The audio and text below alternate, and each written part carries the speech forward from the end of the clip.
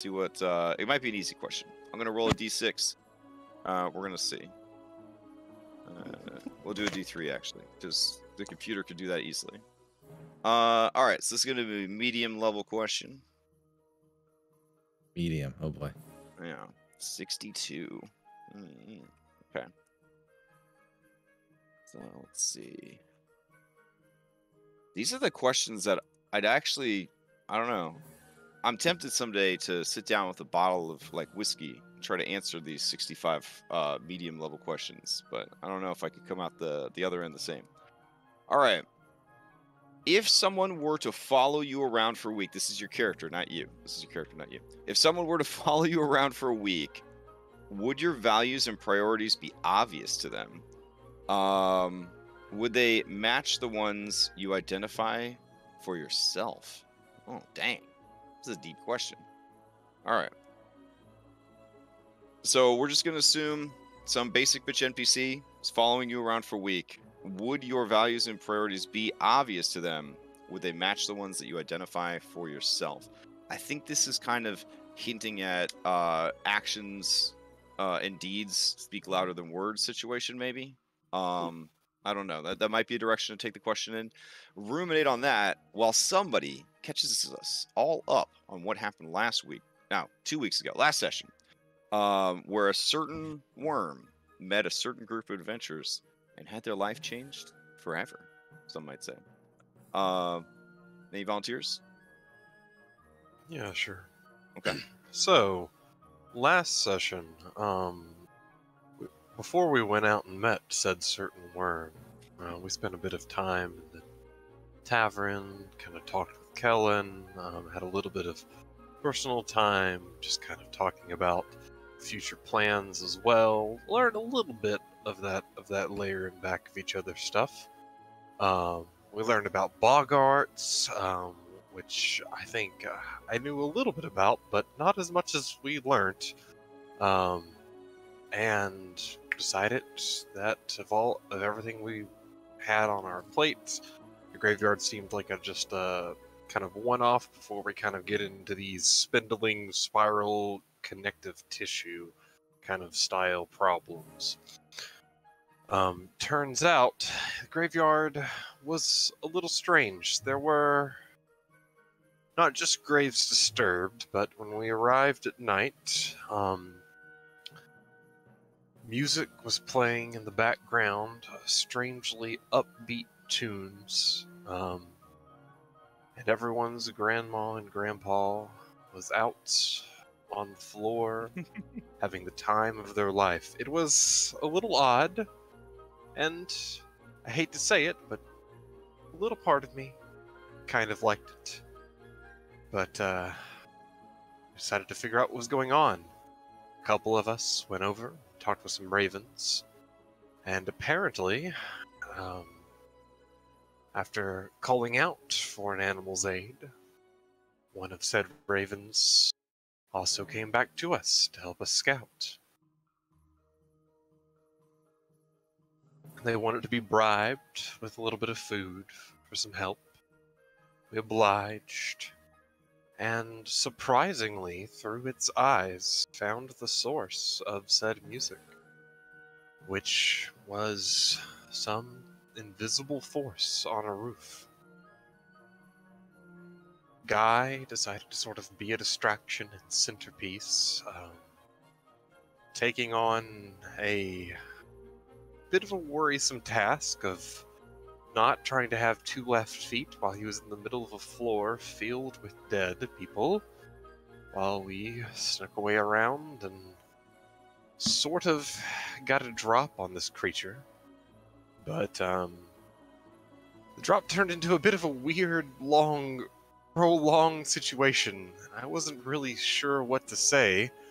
I decided it was best to probably keep my mouth shut because said guy on the dance floor situation.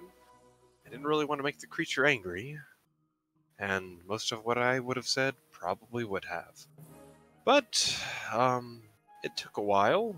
We did talk it down, had it agree to step off the roof, even let us take over its music.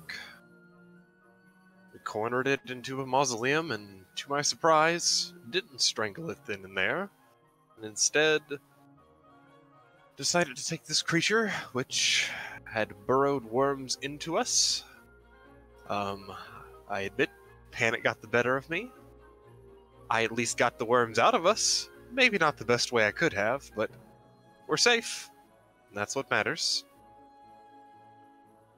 We put this creature in a little jar, so maybe it won't spread mayhem and destruction.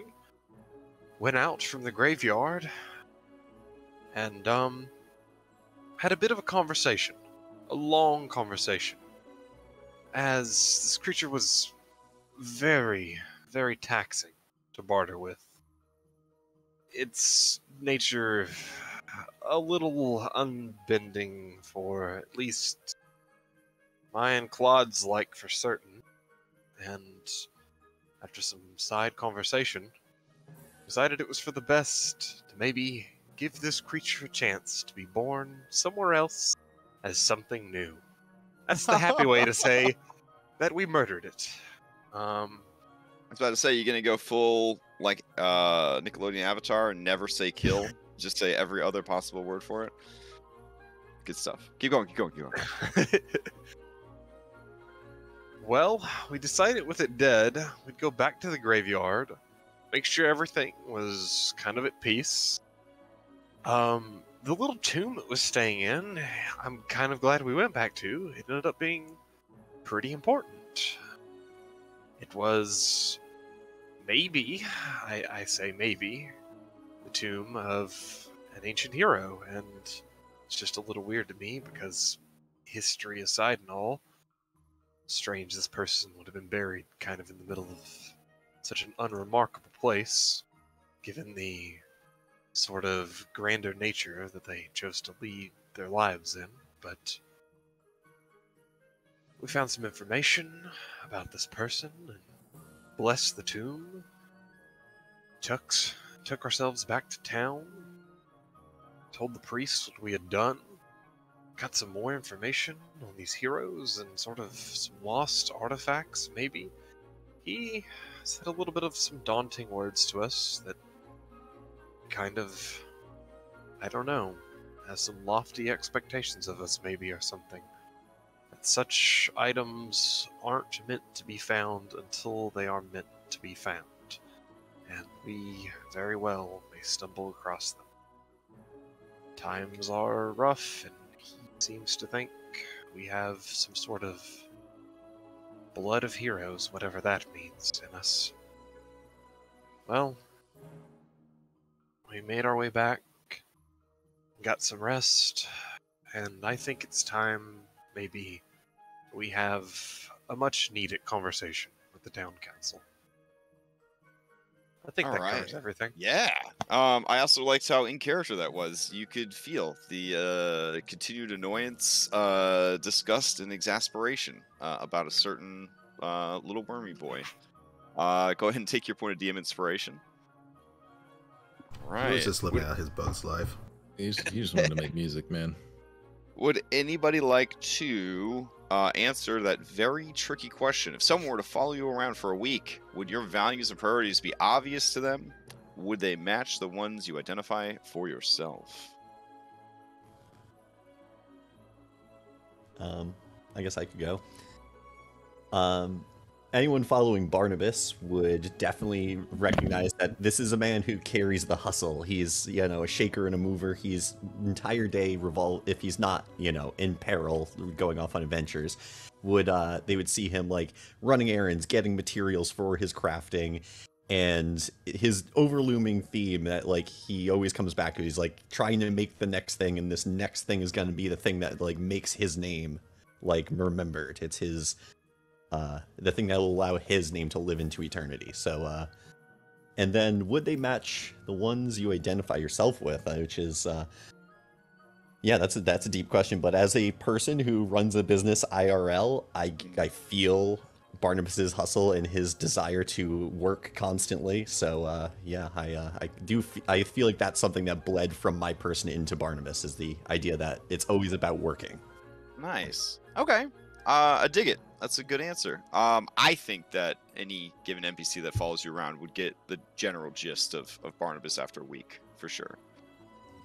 So, All right, then who are we asking that of? yeah, any NPC you have met thus far. I want to ask Sir Tyrion, but we haven't met him. Let's see. Who? In the Ooh. background, we've been finding out stuff about Jarrett. We could try her again. I really like this picture we're painting of Jarrett. Yeah. Although we have Merlin now, or Morlin. Is that? Ooh, Yormel's a good one too. Oh, Yormel. Have we met? Did we meet Yormel though? Like, No, I know. actually. Ooh, true. Yeah, in the campaign you haven't met him yet. Yeah, no, not Yeah, yet. he's always just been around. He's a name still. Oh, okay. Yeah, you know what? I'd like to know about Captain Serana Anita. Oh, okay. Huh. Captain Serana Anita is for sure, as cliche as it might be, it is for sure. She is for sure. What you see is what you get. She is married to her work, much to the sadness of one of your NPC allies, former PC. But more than that, she is the less problematic lawful good that you want to see in the world, right? So a character who does believe that order and law are going to keep everyone safe, and that their default feelings, their default action, their default response to any given situation is good.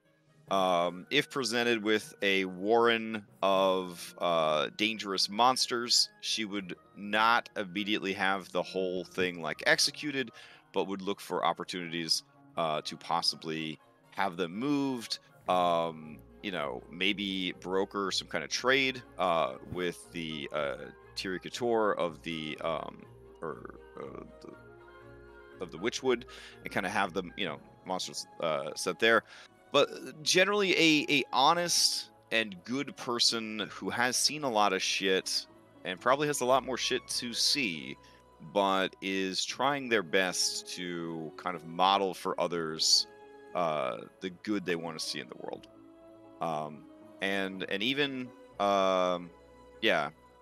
I guess the question kind of hints at, would that be obvious to people that follow you around? Would those be the same values you see about yourself? The people who follow her around might not see all that. They might just see a person who is very stuck on the rules and routine and procedure, and maybe even who allows themselves to be stymied by politics and restrictions that are dumb. Right, like if you really cared that much, you wouldn't follow the rules, kind of thing. But generally, a traditional 9 alignment lawful good character, they would actually, in some situations, let good fail for law, because there's that sort of fine line between what you think is good and what you trust the law to help you make sure it's good. So yeah, a very old school 9 alignments type character there.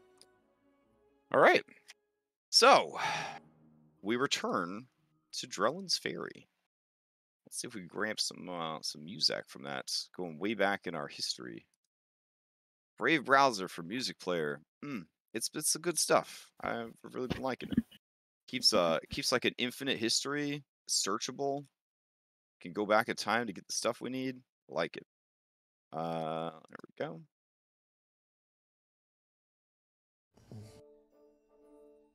Right.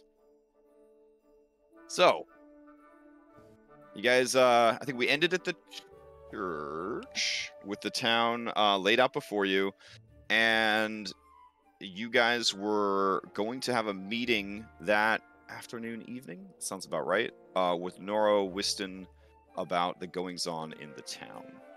All that sound about right, where we left off? Pretty much.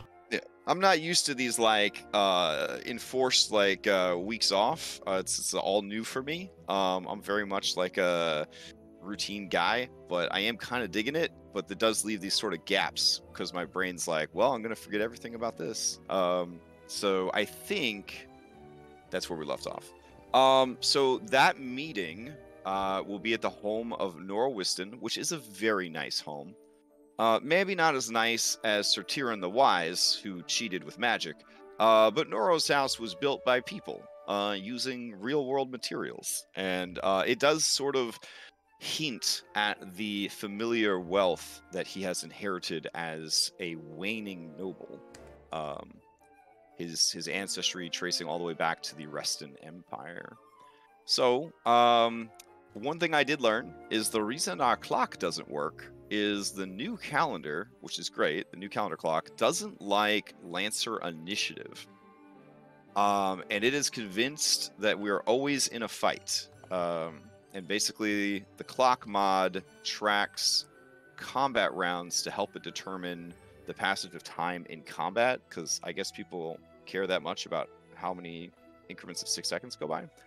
I'm looking for ways to maybe disable that feature so we can, have the best of both worlds. But for now, we can't have a realistic clock passing in the background, so we're just kind of like winging it with me just sort of arbitrarily creating like jumps ahead in time. But we will assume that you guys dropped off your biz with this guy. You stayed up all night, right? You went to the graveyard at night. You came back in the morning. So I think the plan was maybe for you guys to take a long rest today and then be rested for your meeting tonight. I think that sounds about right. So, because the clock does say it's about 6 a.m. right now. Sounds good to me.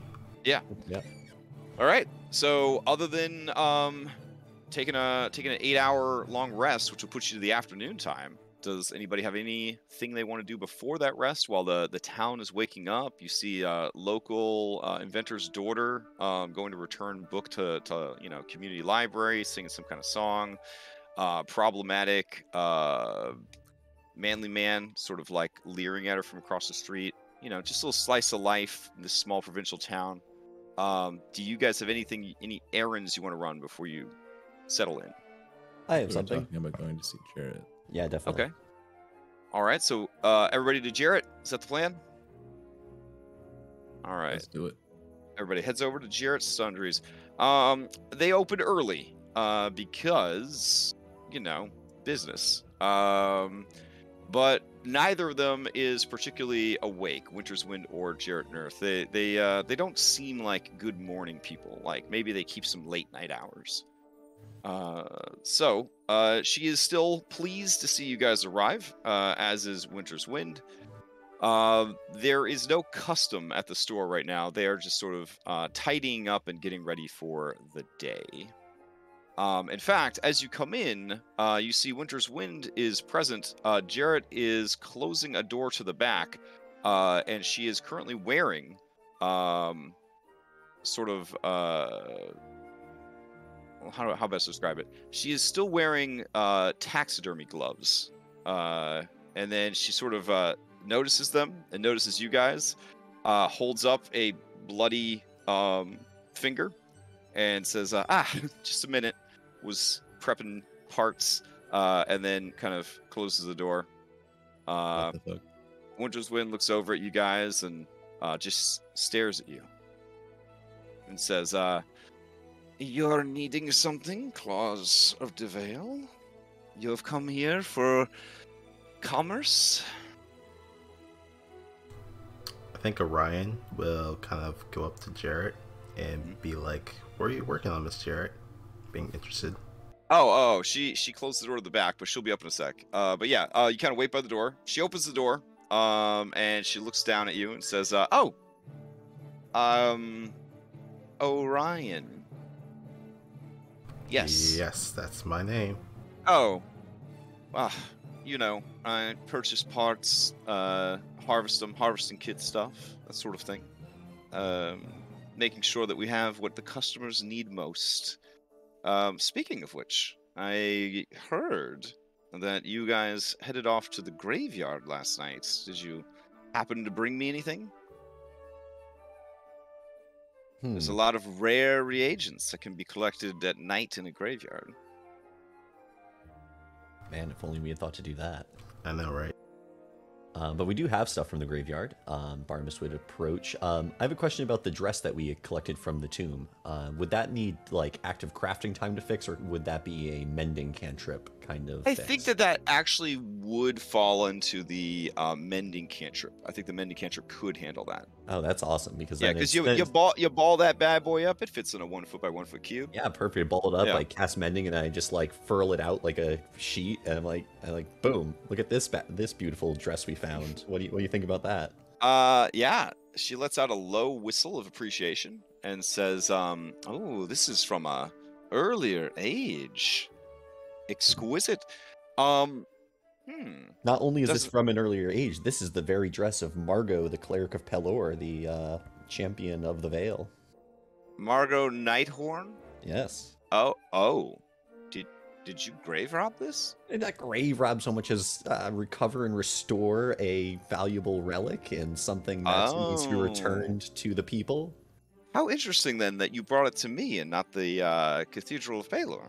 Oh, yeah. Well, I guess we were just there. Crap. She smiles and says, I think that's a very good situation. Well, I look at the rest of the group. Did we plan to give this back to the temple, or? I mean, I'd love to give it back to the temple for a price. Do you want me to work as your in-between? I think that's fair. I honestly didn't even realize we took it. That was my understanding. I thought that we took it because like the tomb was already open and someone was just going to come by anyways. I don't know why. I don't know how you justified it. I was like, I don't know why we're grave robbing this. We can give it back to the Temple of Pelor. I think that's perfectly fine. It's not harmful at all. You watch Jarrett's eyes kind of dance from speaker to speaker as she kind of takes in the conversation and is updating her database on the claws of the Vale. Okay. I didn't say any of that as true. Oh, yeah. But, I mean, I'm just, I could kind of get the feel that if your characters didn't know that, this had been acquired, and he kind of pulls it out, mends it, and tosses it on the counter, there would be that kind of moment of, But yeah, I'll amend the, her reaction a bit so that, So, yeah, she looks at you guys and says, I have no problem saying that it was discovered and, could be made available for the clergy. Maybe you took it to me for restoration purposes, and then I took it over there. Or if you'd like to just, take it over there yourself, perhaps Father Durney might have a reward for you. Just tell him it slipped your mind before. After all, your reputation is the most valuable thing you have. Out of character, I want to ask her when was the last time she was at the church? She says, well, I just don't really... I'm not much of a morning person. Pelor's very morning-centric. I attended an outdoor sunset mass once. That was pretty nice. And Winter's Wind chuffs and says, you slept through the whole thing after you drank 2 bottles of wine. And Jarrett says, I know, I just said I enjoyed it very much. The outdoor picnics are nice. Well, we are contracted to give her first dibs on things we find. That is true. Things that might belong to well said, yeah. We also had... She acts as the middleman. Yeah, I'm fine with that. We also had a necklace and a ring made of white gold with blue stones from that. Okay. She says, wow, sounds like you were very thorough. Should we offer all these back up to the church? Perhaps tell them in these hard times, it would be best to keep such important antiquities close at hand. I know that per her reputation, Margot fancied herself a person of the people. She was a bit of a folk hero, starting off as a peasant, and then discovering the gift of faith and divine magic, and got sort of wrapped up in heroics. I think in the end, though, she sought a simple resting place alongside the people she served. No doubt, these are just simple tomb dressings, as it were. I can't imagine that her... Well, you see her kind of blush. I can't imagine she was actually buried with the staff. Unfortunately, no. Okay, that answers my question. I don't recall if we ever identified if these were magical or not. No, they're all just... this person was well respected, so the best thing we could do is put a bunch of expensive stuff here that no one could ever use or benefit from. Mundane, but fancy. Human beings. What great traditions. Yeah. So, I mean, if we don't want to sell these things, we do actually have some items up for sale. So we have the red cap teeth. Oh, she's definitely interested in those. We'd like to know what they do before we sell them, but... Yeah, guys, I think at that point, he's probably outside with Layla, helping with the hat. Okay. Making sure it was on right, because he had a really rough night. And he will burst into the door once and he say, "Don't worry, Jarrett, I know it's rough mornings for you, all that, but your excitement has arrived." What do you have for me? He'll walk up like a salesman ready to go. He'll unfurl his closed grip and drop 3 mildly bleached, well, unclean red cat teeth right onto the counter. Okay. They make kind of heavy thuds. No matter how much cleaning you do, the bits of meat and blood do not seem to come off of the teeth. Guy also makes a quite big show, of course, with his new boots, which likely It occurs to me you guys spend a lot of time here, so we'll go ahead and have like a little handout from now on. So when you go here, we can at least throw up a backsplash kind of image. So. Oh man, those are super evil people's skulls. I promise. I mean, there's just the one, right? I mean, oh, I see the candle holder. Yeah, it's fine. The props. That's all. Anyways, all right. She looks at the teeth and she takes out her little jeweler's eyepiece and she is examining them. All right. So while she's doing that, you guys have like some time to kind of idle about the store, chat it up. Obviously, we'll speed up time as needed. If you could tell us, by looking at those, I'm kind of curious why they're still around. The rest of the body kind of just, withered away.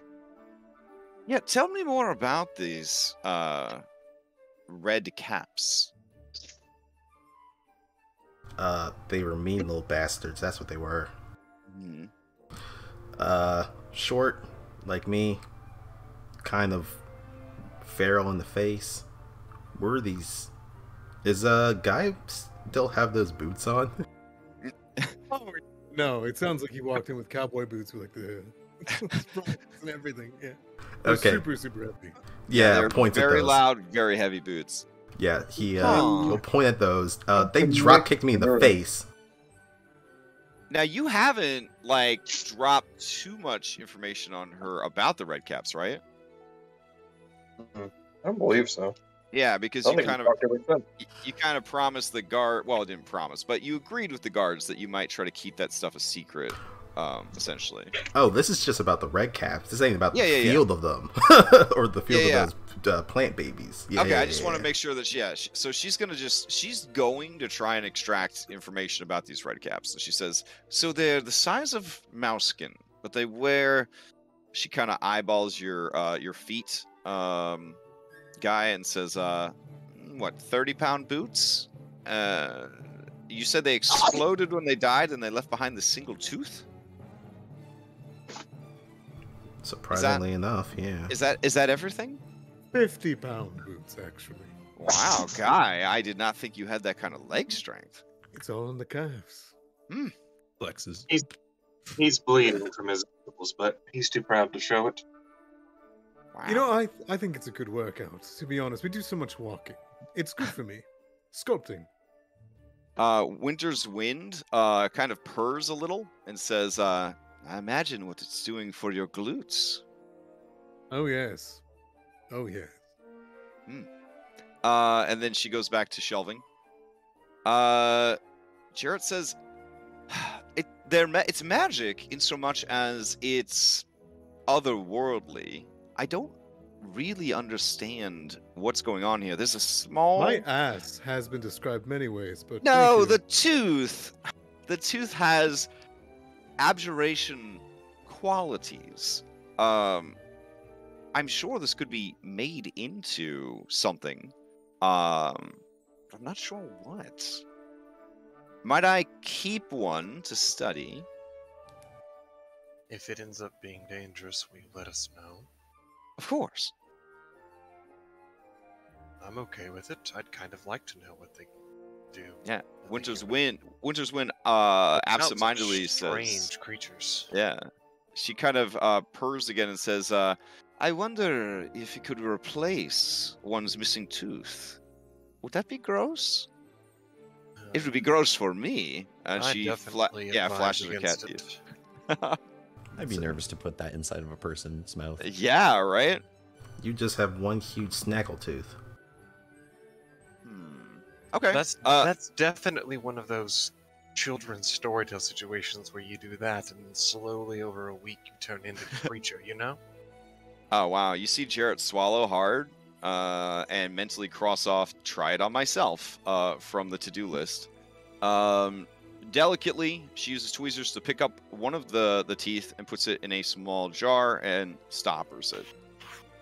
She says, I'll let you know as soon as I figure anything out. I was going to let Barnabas have one of them, try to use it as a little mini mallet, see what it can't break. That's an interesting idea. But the creatures, they had one single tooth like a baby? Oh no, it was like just rows of teeth.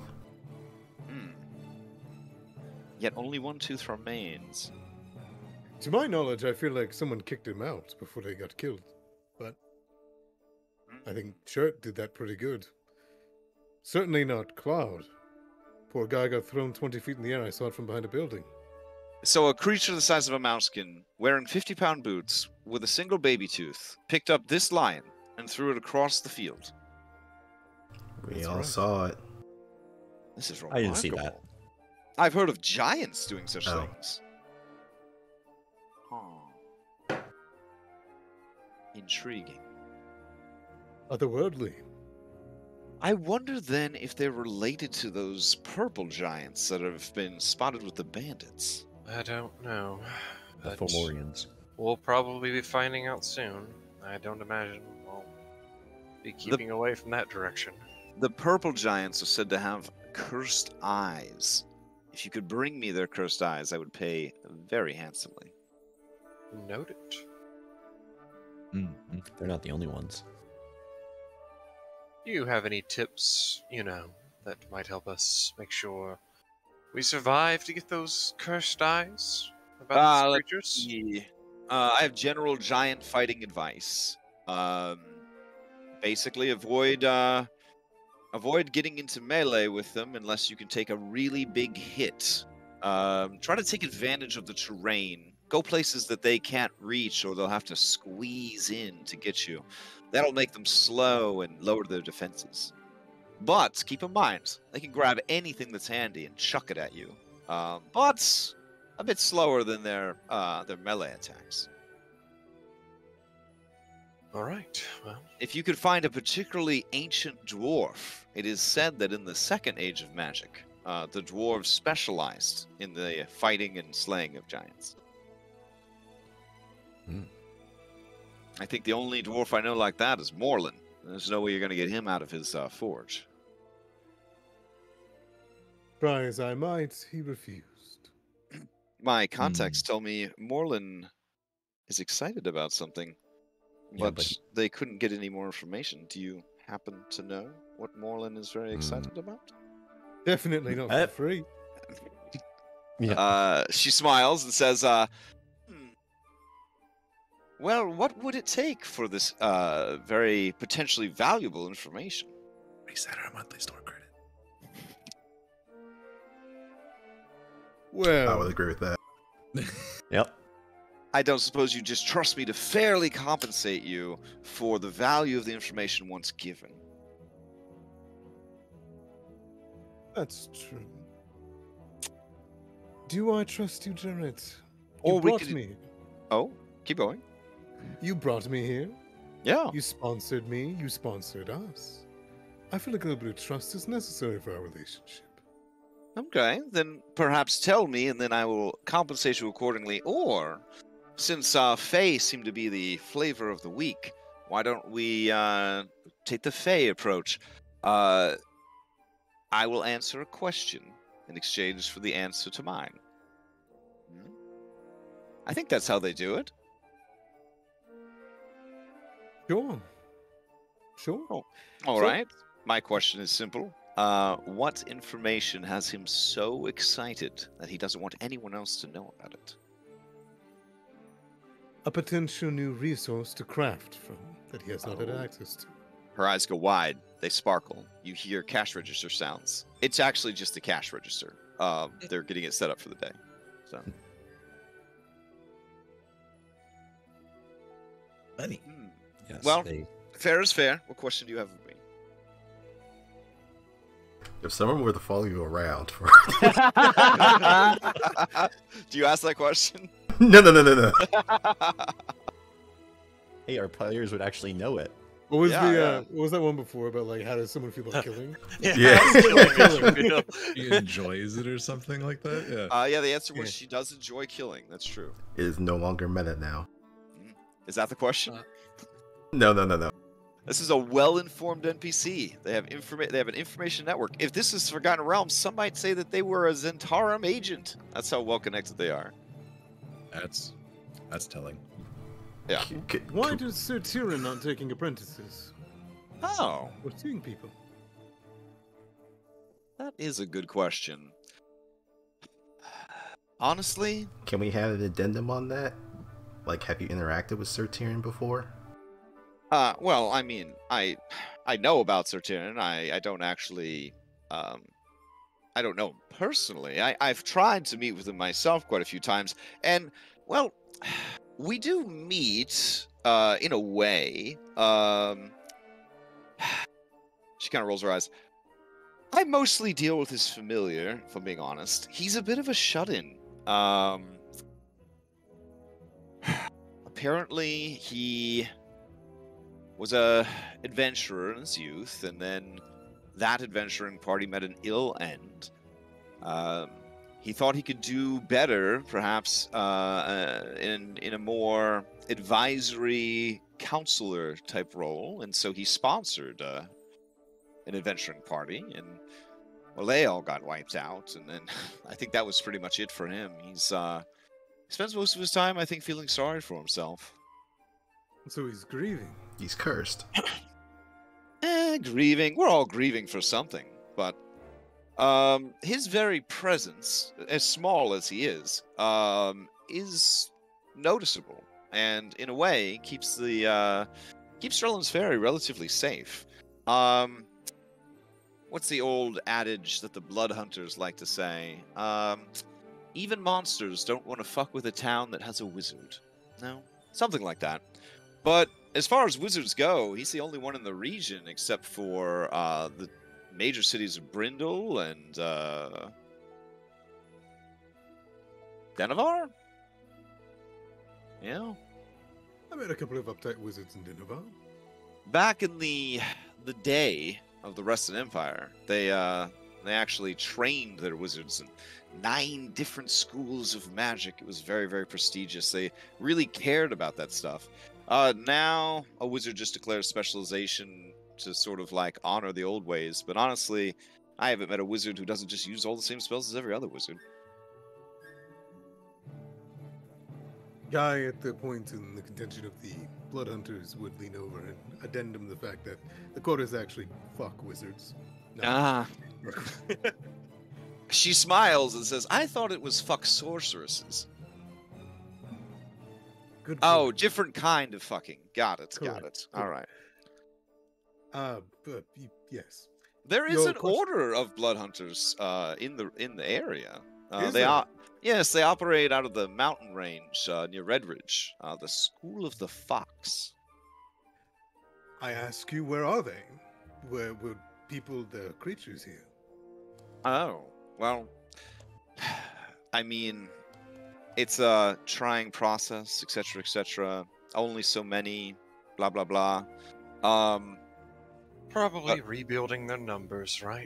Really, it's probably they're best always for you. like It's that. best for you that there aren't any in the area, because this is giving you a chance to shine. But we do have No a few come competition. through. We do have a few come through now and again. Well, my question wasn't less of, oh, I wonder where they are, why aren't they helping? More like, what is drawing them away that makes them so busy? I wouldn't know. I don't really keep very good correspondence with Redridge. It's an excellent source for rare ores, being a very successful mining town. But it's very far. I don't really like to travel nowadays. I believe I owe you a question now. No. You answered my question about the goods that Moreland was interested in. No more Yes, further but- details then. Well, that would lead me to my next course of business. Whatever it is, it must be very valuable. I think we could probably do more with it than Moreland could, if you know what I mean. I would agree with that. See, this one gets it. Barnabas, if things don't work out with you and the claws, you will always have a job offer working for me directly. We'll talk. I don't think it's a good idea Right. to sever one business relationship for another. What if we could entice him to join us? You said he might know something about how to fight giants. What if we can? What if we agree to do it if he comes with us? He's got to be at least 400 years old. I don't know if he's really fit for the field anymore. I have a But you- suggestion. Oh, sorry. What about his assistant? She seems to know everything he does, and he has already offered to let her come into the field with us. Perhaps she could give us the information we need to have the advantage, and we could try to keep her safe. Was she an adult? I thought she was like a kid. She's like a Was she a teenager, kid? isn't she?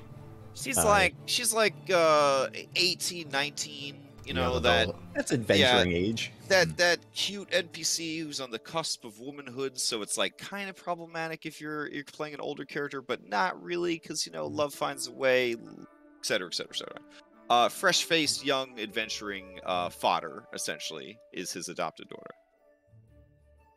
She says, I wonder, could a dwarf teach humans the ancient techniques of giant fighting? I mean, wouldn't hurt to ask, I suppose.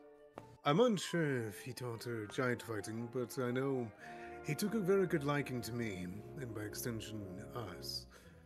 He promised his apprentice / would-be daughter, and seems to have taught her everything that he knows. But the problem, Janet, is it's not risky. It's stupid to go after this resource. Oh? I'll let Layla and Jet and Ryan fill that out because we had a big argument about this and I didn't pay attention Actually, to you know what, guy? Knowing your reputation and all of the things that you have done, if you think that this is too stupid, I'll believe you. Wow. He does have a point. It's in a location where it could cause problems with Drellin's Ferry. Completely understandable, then. Thank you for your time. Mm. I think that about surmises most of what we had to do for business-wise. Unless any of you just need to buy some random things. I have one little thing I'd like to buy just before we leave. Jared, do you carry ball bearings? Yes, I do. What brand are they? What brand? Ballast she- bearing, she- yes. She looks over at Winter's Wind and says, I mean, do you recall? And then Winter's Wind says, There is only one manufacturer in this area. They operate out of Denver, I believe. That means that you have the finest quality ball bearings in the realm, and I just wanted to make sure that you were giving your customers the best. She smiles and does an insight on you. Do you do anything to I mean, I have a can make a try. poker face? I can try to deceive, but I have a negative Okay. 1 charisma. Oh, all right, yeah, go for it. All right. Dang, yeah, some spin on them dice. Not just her, but everyone in the room suspects that you may be a major shareholder in this company. She says, excellent. Do you have any other recommendations for manufacturing parts that I should know about? Maybe leave me a written list. No, I don't have any other suggestions for you right now, other than maybe another business venture. Do you have any spare rooms you'd be willing to rent out? Because I'd be interested in using some of my monthly stipend to get out of the old Bridge Inn, because I'm going broke renting a room as a workshop. Oh, sorry. It's just me and Winter's Wind here. I understand. Storage is very expensive in this town. I don't feel like paying Eormel's exorbitant prices for warehouse space. And honestly, Jendar is a disaster and across the river. So I don't want to say that we're hoarders, but I mean, you know, We're not quite likable enough for a slumber party. I understand. When you suggest a slumber party, she looks very flustered. No. If you wanted to hang out in the evening, I suppose, you'd need to schedule it well in advance, though. And then you hear the ring of other customs coming in, and she says, "Oh, look, other customers that I want to talk to instead. Delora! What brings you here?" And then she and Delora, who runs the stables, begin to have a discussion about custom bridles and saddles, because Delora is convinced that her new billet is going to bring in some rare monsters that she's going to somehow domesticate. You know, there's always one player in every group, and she's going to domesticate those monsters super fast, and she's going to need the equipment to do so. And they start having a conversation about that. Why is everyone staring at me? Winter's Wind kind of heads over to you guys and says, Jared does not like people very much. So, she's not trying to be rude, but she, yes, I guess that was rude. If you would like to hang out in the evening time, we can arrange something. Well, Perhaps at the festival that's coming up. Festival? Oh, the festival. It's in redacted days, remember? Yes, of course. No, I was alerted to this quite some time ago. Yeah, so there is a festival coming up. It's in plot days. Because there's nothing more unsatisfying than having a cool event that the players miss because you were super stingy with the calendar. So it's, you know, they're planning it. It's coming up soonish, the next like week or two, kind of thing. So it will be held on the green, and it will be there are people coming from all over the Vale to peddle their wares, carnival games, that sort of thing. So that is something that is on the horizon. I just didn't want to commit to an actual date on the calendar. The calendar app is both powerful and terrifying. So, Well, rather for slumber party for an evening night or whatever it is that my party is suggesting with you all, I'm sure that we'll see you soon. Okay. He'll tip his hat that was made by her for him, and remark, "It fits very comfortably, as if you knew exactly the size of my head, as if you measured it when I was sleeping, and I appreciate that." Winter's Wind says, "Did you know that the average human head weighs 8 pounds?" I did not. Interesting. That's how much a gallon of water weighs. All right. And she goes back to work. Maybe she runs a lot of Dungeons and Dragons. That's the only reason I know it.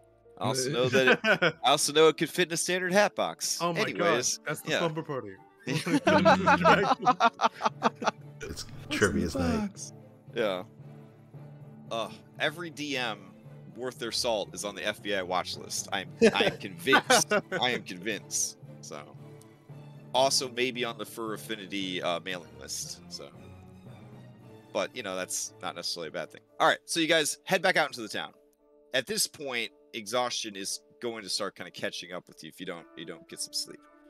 So do you guys split up to your various places you like to nap, or do you have any other business you want to take care of? Assume that when you wake up, there'll be a communal area where you guys agreed to meet before going to location 3, which is Nora Wisdom's house. Orion was actually going to stay at Jarrett's and introduce himself to Delora because he has the billet that she had posted. I wanted to know more about that. And then also, if it's part of Long Rest, would it be okay for him to ask Jarrett on some tips on the harvesting kit? Yeah. If you want to hang out for like a little bit and try to get some information for her about that could work. Yeah, that's what he would do for his long rest. All right. Anyone else? I mean, they don't have a very strict like anti-homeless policy because this is a fantasy world where people care about other people, and this is a good community that tries to thrive and succeed. The church gives out free food and shit. So yeah, if you're an adorable mouse and you and your lion wanted to take an afternoon nap in the shade over here across the street, that's exactly what we're gonna do. Nobody would give you a hard time. Or we're just in the middle of the park, or that's in the center of town. That sounds like a wonderful day actually. Okay. Does anybody else have any business they're going to take care of before or during that long rest? Yeah, so I'm actually going to stick around Orion, and while he's doing his thing, I'm going to ask him if he'd like a little bit of an upgrade to some of his equipment. And specifically, I'm kind of like, as someone who has -1 intelligence, he doesn't really know how to start a conversation, so he's kind of just like looking at Orion's bow, but not really know what to say to him until he like Orion sees Barnabas staring at him uncomfortably, and he said, he's like, I noticed that you're very crafty with a bow, and someone of your skill could probably use a longbow, but your stature probably prevents that. Yeah, I've tried using one before. It was just too wonky. Well, perhaps I could make something that has the power of a longbow in a more finite package.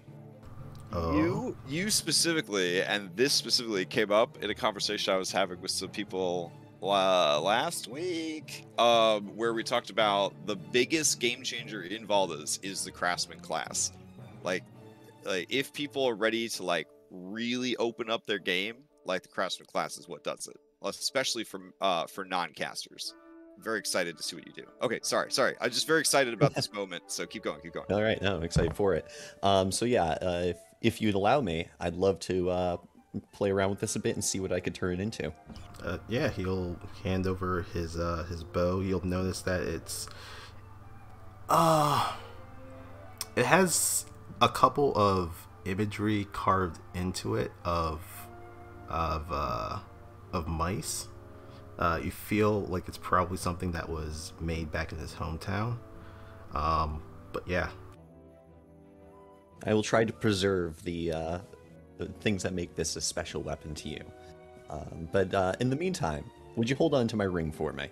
And I take his bow and I disappear into a poof of smoke and go into the ring, and the ring clatters to the ground in front of him. That's always so freaky. And he'll pick it up. All right. You feel the ring move a bit, like when you pick up a live animal, there's that sort of like tension, that sort of sudden shift. But it's obviously just a ring, so that's also warm to the touch. Yeah, that's also warm to the touch. Yep. All right, cool. So we have you two queued up. Anybody else have any thing they want to do before or during their long rest? Did the sparrows have a bard?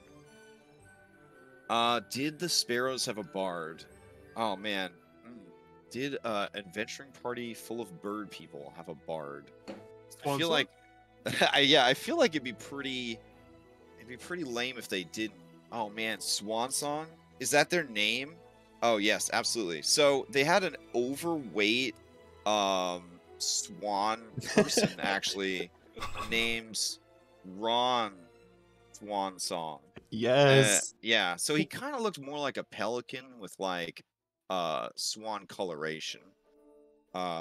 He actually, I would say, did survive because Bard. And yeah, are you gonna ask around, try to find him? Yeah, guy's gonna find him and invite him to come to the old bridge inn, and they're gonna sing a ballad together, and a swan song for his party. Aw, okay. All right, we need to hit up the artist, new BT member. Let's see, man. Yeah, we I'm gonna did deliver the body to the church, so hopefully they're around to know that, you know, we did that. Yeah, guy will let them know what happened, too. Okay. That this problem is situated. I continue to take my search history in amazing directions as I Google Fat Swan Furry. And you know what? It was the 4th recommended search when I started typing in Fat Swan. So, Oh my god. unfortunately, we may have to theater of the mind this, because yeah, that's fine. That's fine. So, yeah, okay, sounds good. Anyone else have anything they want to queue up before or during your long rest as you prepare for tonight's meeting with the town speaker? Nope. All right. So, you want to speak with Delora. All right. So let's see. Oh yeah, to turn on your map markers, if you guys didn't know this, I don't know if this has come up yet in our campaign. On the left-hand side, underneath the little buttons, there should be one that looks like a bookmarker or a ribbon. If you click on that, there should be one that looks like a little old-school arcade stick or maybe a pin stabbed into a map. If you toggle that on, you should be able to see map markers from that point on. This is useful if you are in a dungeon with teleporters, but also in towns as I add locations, you should be able to just click on the little pictures that you see, and they should open up into art. You can let me know if that actually works or not. So like, for example, there's Jarrett's Sundries. Oh, yeah. So if you click on it, opens up Jarrett's Sundries, that kind of thing. So if you ever wanted to, like, you know, immerse yourself in a place where you are, Foundry's so cool. yeah, Foundry is cool. There's so many things that you could do to prep for Foundry that it's almost like you have to decide what you got time for and what you don't, because there's so many cool things to do. All right. So, you go up to. Do you wait till she finishes her conversation and is maybe heading towards the door, or do you? Yeah. Kind of. Yeah. Okay. All right. Right, So she thanks Jarrett, and she seems pretty happy. She's headed towards the door. She says, excellent. This will be fantastic. And then she sees you and she says, greetings, little one. May the sun be warm on your fur. Oh, hello. Sun be warm on your scales. My name is Orion. With the Claws of the Veil. Yes, Jarrett was speaking of you. Highly. He'll give a smile towards Jarrett. You had posted, or there was a billet that was being posted at the Old Bridge Inn, and he'll kind of pull it out and show it to her. I want to know a little bit more about what you were specifically looking for. Well, there are a number of unusual creatures that dwell in the Witchwood. Many claim that such creatures have been tamed by the Tiri Couture. I would seek to train such creatures as well for the people of Drellin's Ferry and the rest of the Vale. The creatures that I am most interested in are bears that have the heads and feathers of owls. But there are also owls of tremendous size that the elves ride around on to travel through the woods quickly. I understand that these owls are sentient creatures, so it would be only if they were willing to leave and explore a new life here in Drellin's Ferry. I would not want you to take such majestic and intelligent creatures by force. The owl creatures, though, the owl bears, that seems fine. Also, there are massive tortoises with plants growing on their shells. The locals call them moss shells. We have such creatures in my homeland that roam the deserts. They are called glass shells because the heat and constant sand polishes their shells to a mirror-like finish.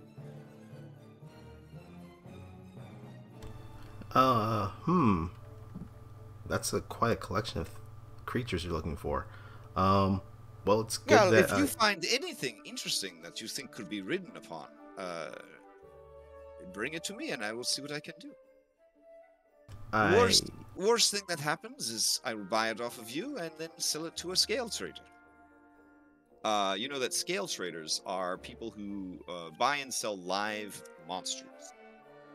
Normally for like arena stuff, but sometimes for to sell to people for like home security, to sell to wizards for parts and experiments. Morally, they're not very nice people. Scale merchants. I'm wondering if Orion may have encountered one previously, since he's been around with Claude for some time. Yeah, I mean, they do roam the Vale, going from settlement to settlement. If there is, in fact, a big festival happening here, there's a good chance that those individuals might make an appearance. Well, in any case, I'll keep my eye out. I'm usually pretty good with talking with other creatures. Excellent. Thank you. And we'll kind of give her a nod. All right. And she looks over at your lion friend and says, "You ride him without any assistance, but he himself looks unprotected. If you would like custom barding made, come by and see me." Ooh, I'll keep that in mind. All right. So she heads back to her place. You catch Jarrett. You ask Jarrett to sort of help you with your stuff. She says she will help you on her afternoon lunch break. So it won't be until late afternoon. So probably after you get some sleep in the park or the woods, you can come back. All right, then. All right. He'll just leave, find the tree, and then him and Claude will just pass out. And you and Barnabas have your exchange, and you hand off the bow and the ring. So that's taken care of. You, Guy, meet up with Ron Swansong. Ron Swansong is just absolutely majestic. Just absolutely majestic. Yeah. Theater of the Mind style. Let's see. His body is almost spherical. He's not missing any meals, but you sense that maybe beneath all that isn't a very impressive strength score, but certainly a mighty constitution. He is by all accounts oh, that's nice. Somebody posted him in his youth before he got really into snack cakes, and post that up for you. There we go. Look at that. Yeah. Nice. Just more round nowadays. Just more round. So, the idea that he could take flight is incredible to think about. It would be like watching the caterpillar at the end of Bug's life turn into a butterfly at this point. But you know, maybe. He is a mess when you find him. A lot of crying, a lot of feeling sorry for himself. But only when he thinks no one can see. The rest of the time, he is stoic, nursing a dwarven fire whiskey and poking unenthusiastically at his fried shrimp basket. When you approach him, he looks to you and he says, "You're a guy, aren't you?" I am that guy. You've heard of me. I have. Game recognizes game. In the ancient, bardic saying. Yeah. And he offers you a fist pound. Guy will reciprocate, and he'll say, We just need to combine these two images together, and we're almost there. So, all right. You know, I had pictures of you back in Denevar and Bard School. I think they call it college. Mm-hmm. Really rounded out your music since then. Really appreciated it. He chuckles at the jibe and says, I discovered I had a weakness for 3 things the halflings had to offer. Their friendship, their weed, and their snack cakes. They do get you. All that work needs so many calories. Mm. But this isn't about me. I'm from the Claws of the Vale. Mm-hmm. I've come to cheer up your day, and I hope to sing a song with you, and all for these mighty people out here. Sing about the sparrows. When you say that, his beak clenches tightly. You hear his 14 rows of serrated teeth grinding, because, fucking swans. Fucking swans aren't a joke. That's why he looks like a pelican, jerk, because he's got chins on his beak, okay? Just go with it. It's a fantasy game. Oh, shit. Okay, so now we just need to combine all 3 of these together in Photoshop, and we have a winner. Anyways, he grinds his 14 rows of serrated teeth together, and you hear a clicking deep in his throat as if he's trying to activate his breath weapon, which is another quality of swans. And he one tear wells up in his eyeball and goes down into his feathered cheek, and he says, "That would be nice. That would be real nice. I used to think that Sir Tyrion guy was kind of a joke and a wash-up, giving up on the Vale and hiding in his fancy pants mansion. But I get it now. I get it. Sometimes you lose too hard. You just don't want to play the game anymore. But maybe this will help." And he gets up and he takes out the tiniest little lute. And he begins to pluck it with his feather fingers. I don't know. Ericock really freaked me out. And then I guess you guys play a wonderful 13-minute tribute. It's basically like November Rain, but it's about the Sparrow Spears. So there's moments of like action, there's moments of sorrow, there's moments of love and regret, moments of triumph, and then more moments of sadness. And it's mostly sad for the last like 4 minutes. Yeah. Kai would match his singing by matching his voice and singing, literally. And he would create his viol, I should say his tiny lute, out of shards of glass and play with him so that it's beautiful. He would lead first and then let him lead when he got more comfortable. He was able to let out his emotions. And to end it all off, once the entire tavern is singing, Guy will make him a drink, a phoenix down. Oh, nice. Which burns on the way in, burns on the way out, but it's definitely something you'll always remember. All right. Well, that's good stuff. It's good stuff. All right. Did you want to ask of him any question during this time to try to get some information? Because he is primed to deliver information. Yeah, if you want to add him as a contact, that works for me. But okay, sure. I would ask him, just simple things. How was the party? Where'd you guys come in from? But I think I would just make a contact out of him that he can contact later. Okay, sounds good. All right. So time speeds up, and you guys gain the benefits of long rests.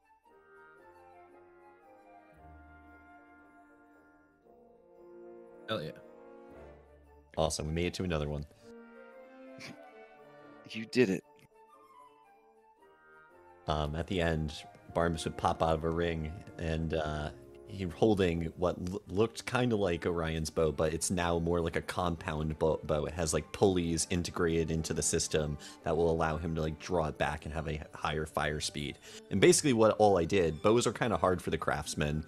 All I did was take a short bow and add the martial tag, which brings its damage die up to a d8, and now it has +1 on attacks. Not damage, just attacks.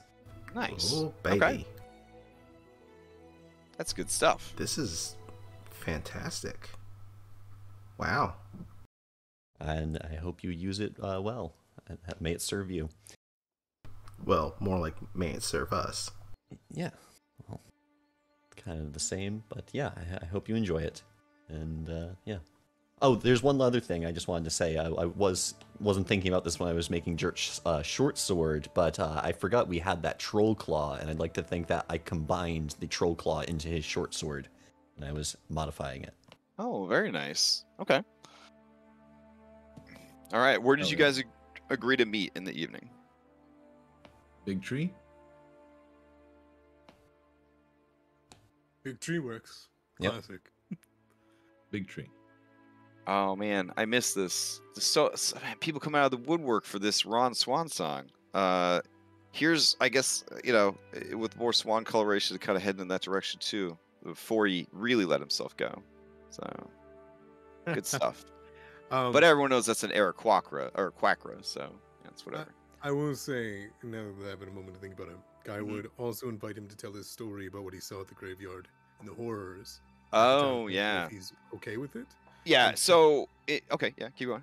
Second, he would invite him to sing with him at the festival. Oh, okay. He accepts unless there's a battle of the bards. Then he would like to give it his all to show you what he could really do. Guy accepts. Okay. So he just retells, and it's shown in like storytelling format with cut scenes with janky low budget animations. He and his crew, they roll up a bunch of bird people. That's their thing. Everybody thought it'd be hilarious to roll bird people characters because the DM was upset about how many bird people there are in 5th edition. So they're all different types and varieties of bird people. You got your person that thinks they're really good with animal science, so they made a blue jay version of a kenku, because a blue jay is technically in the same family as like the crow and the raven, so they thought they were pretty slick with that one. You got like this whole group. They were overconfident. They rolled up in the graveyard. They'd dealt with zombies before. There was apparently a necromancer that was plaguing like one of the northern dwarven holds, which would be south of here. They took care of that, no problem. They went in there. Their barbarian, he just swooped down and just smashed one of the zombies. It exploded like a goddamn piñata. Worms went everywhere. And the next thing you do, people were screaming, dying.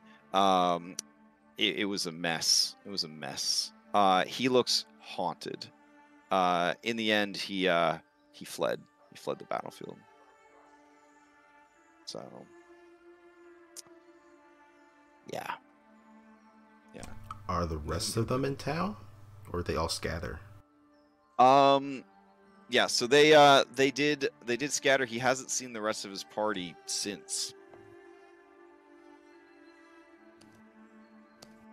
I thought he was the only survivor. Well, that's what I mean. Yeah, like so. He's the only one we know of. Yeah. He fled the battlefield. Is all you know, and you found one of their corpses there. So right, there may or may not be others. Yeah. Oh God, have we unlocked another side quest? I don't know. Missing sparrow spears. Depends on if he's infected. 3 unknown? Question mark? Okay. The barbarian, big blue. Oh man, what happened to them? Oh man, we'll never know. Adding that to the quest tab now. Okay.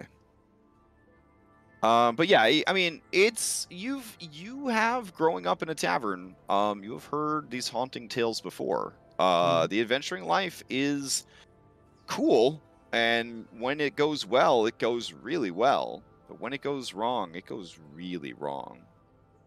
Don't I know it? Yeah, and your mom, didn't believe in censorship. You know what I'm saying? So there was no like put your earmuffs on or anything. Like You know, she was working, and you were just working too, and just absorbing these stories and tales. And sadly, this is just another added to your collection of tragic ends for brave adventurers. You'd be happy to share the tale with Noro if he's unwilling to do it by himself or with us. But he'll come back to the big tree. And the first thing he'd do is remark at Orion's new bow. That's a nice bow. It is. It's, Barnabas does fantastic work. Might be my finest yet, but there are many more to come. And he looks at Guy and Layla, looking at their scrutinizing their equipment. My boots, I'll have you know, are fantastic. Your boots weigh more than me, Guy. I think me as well.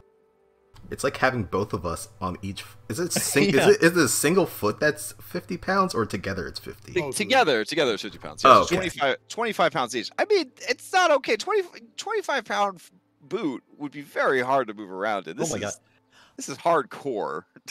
I used to play a monk that wore boots just like that, and I reduced his movement speed as a debuff for it. Ah, nice. But yeah, that's one of those shoes is almost as much as me. Look, you can criticize my boots, how loud they are, how big they are, how much they weigh. But Jared did compliment my ass, called it magic and otherworldly, so... It's only been one day. Can you imagine a whole month of this? Ooh. It's important to focus on your assets, I suppose. All right, you see a commoner kid rush up to you guys. And then she's a risky child. Oh, man. We'll put messenger. There we go. All right. So this kid runs up to you and says, "Are you the claws of the veil?"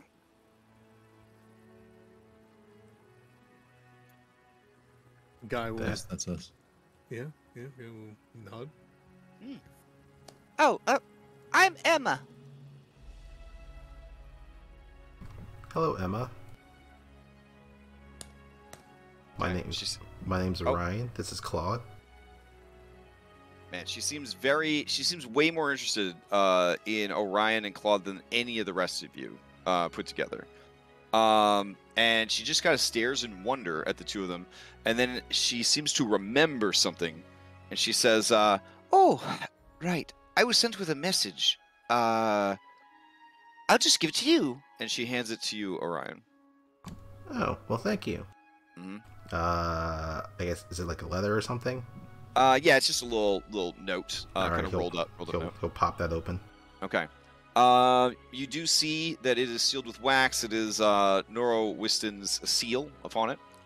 And all it says is that the meeting for this evening has been moved from the town speaker's house over to the old toll house because they're going to have it's going to be a formal meeting. It was considered that a meeting in his home would be too informal for how important these events are. He'll relay that to the team. Okay. Guy, you do know that Noro Wiston's wife has very bad cat allergies, so that could have been the real reason. Oh yeah. Mm-hmm. His wife Tara has. They have 5 kids and 3 servants, but she has very bad cat allergies. If you want to get on Nora's good side, everyone, you want to clean your clothes before we go. Get that cat hair off it. What do you mean? Well, I know you all don't see it, but whenever you're sleeping, Claude likes to just roll around in all of your clothes. Everywhere. It's frankly like he thinks it's some kind of flower bed. Claude, who's getting belly rubs from this child, looks over at you, affronted at your blatant lies. And he says to you, Orion, "I would never wear your clothes. First of all, they're too small. And secondly, I don't need to wear clothes." It's fine. And then his back leg starts kicking a little bit, and he closes his eyes. All right. So the meeting's at 6 over here at location 8, the old toll house. You have any final preparations before you head over? I guess out of character, are we looking to essentially run down everything that we've done so far in the town since forming our group? Yeah, I don't think there's a reason to hide anything. And then there's the potential that it's all connected, but we don't have any solid proof of that yet. But I think it's worth mentioning. I don't think we have anything to hide, but I don't know about how you guys feel about that. Other than the rumblings saying that they knew that others were around. Yeah, they kind of gave us a crude warning. Yeah, and it just seems convenient that in every direction something seems to be happening to the trade routes or the people of Drellin's Ferry. Food storage, waterways. It's orchestrated. Guy would also pointedly look at Layla and be like, "What can't I say? I don't want a hand down my throat again."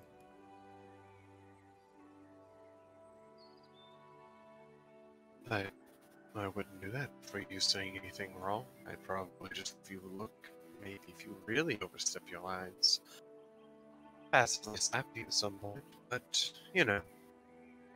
I'm trying to ask, what are those lines before I step over them? Oh, I don't know. Making fun of me, saving your life. We'll put that near the top of the list. Making fun of you sticking your hand down my throat. Elbow. I saved your life. Yes. Yes, you did. It might have not been the best way to go about it, but you're not dead, and a worm didn't burrow its way out of your throat or into your heart. So do you want me to skip over it or really lay it on thick that you saved my life? You can just skip it over. Oof, are you sure?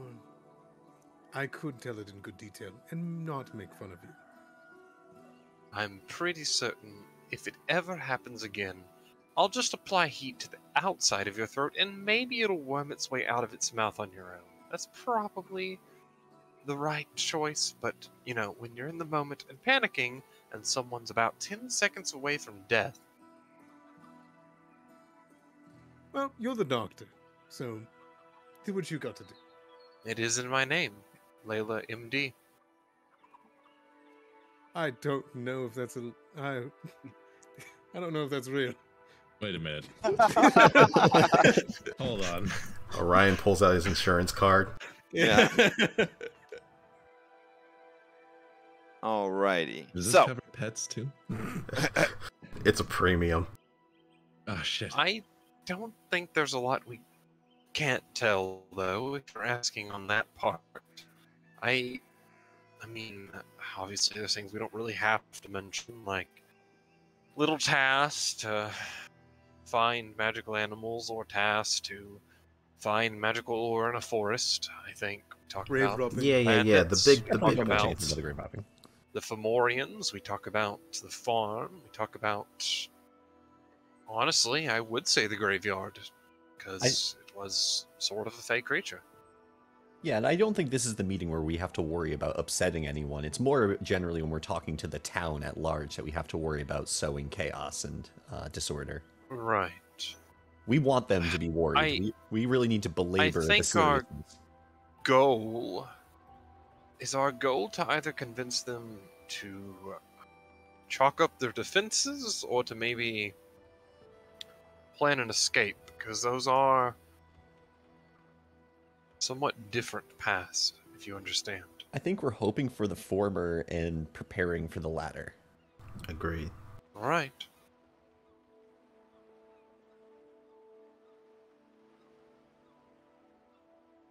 But, I don't know, like, in the past 2 days, we have very narrowly escaped 2 giant, like, world-ending armies.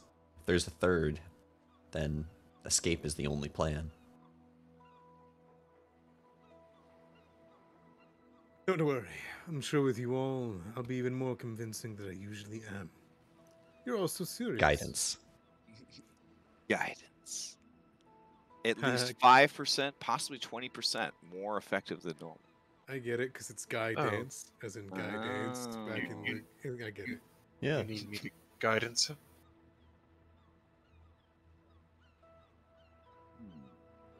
So the meeting. To the meeting. Okay. You know what? This seems like a pretty important thing to get off our point on.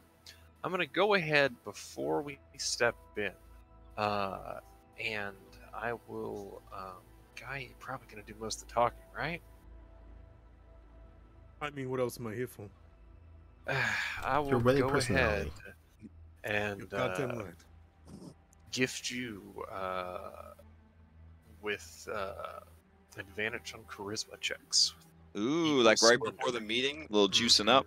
Okay. Yep, a little bit of enhanceability. Hell yeah. Make him up very, very magically majestic. Nice. I'm also gonna pass out my healing salves now that we long rested. I'll give one to Layla and one to Ryan. Cool.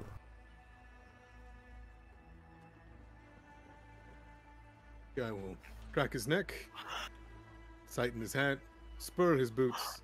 If Ron is with us, he goes in with Ron at his side. Alrighty. Mm-hmm. Let's see. Okay. What's then? so good? Oh, looking for something. Hold on. Oh, and just remember, everyone, don't panic. Wait, why would we need to panic? We can cut forward to his opening line going to be, "You're all going to die." All right. Oh, okay, yes. Maybe you want to run that bias. Oh Before. no, that's great. I love the yeah. That's good QB timing. Just roll with it. Yeah. So pause all of that. And let me get you guys into this this area. All right. So, rather than have a meeting room map, of which there are, we're just gonna throw up a nice background image of the council meeting room. So here you go.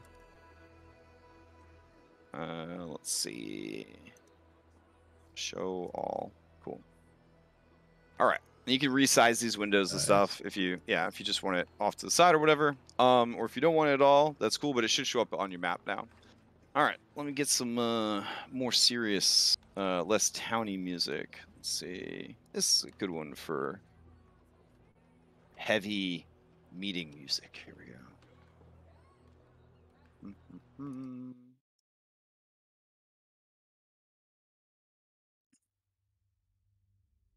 All right. So, in attendance at the meeting is going to be Noro Whiston, Gosler, Sir Tyrion the Wise, Captain Serana, Yormel, Brother Durney. Let me double check the roster here, make sure we're not missing anybody. Let's see.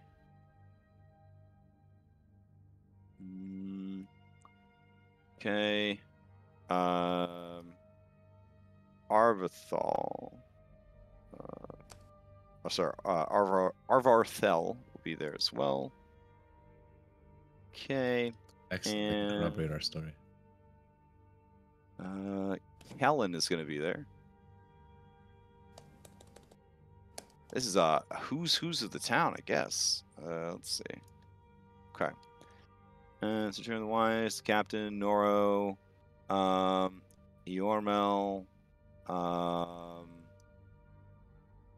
Let's see. Okay. That should be everyone. Okay. All right. So, yeah, I'll line them up roughly around here so we get a sense of who's there. Okay.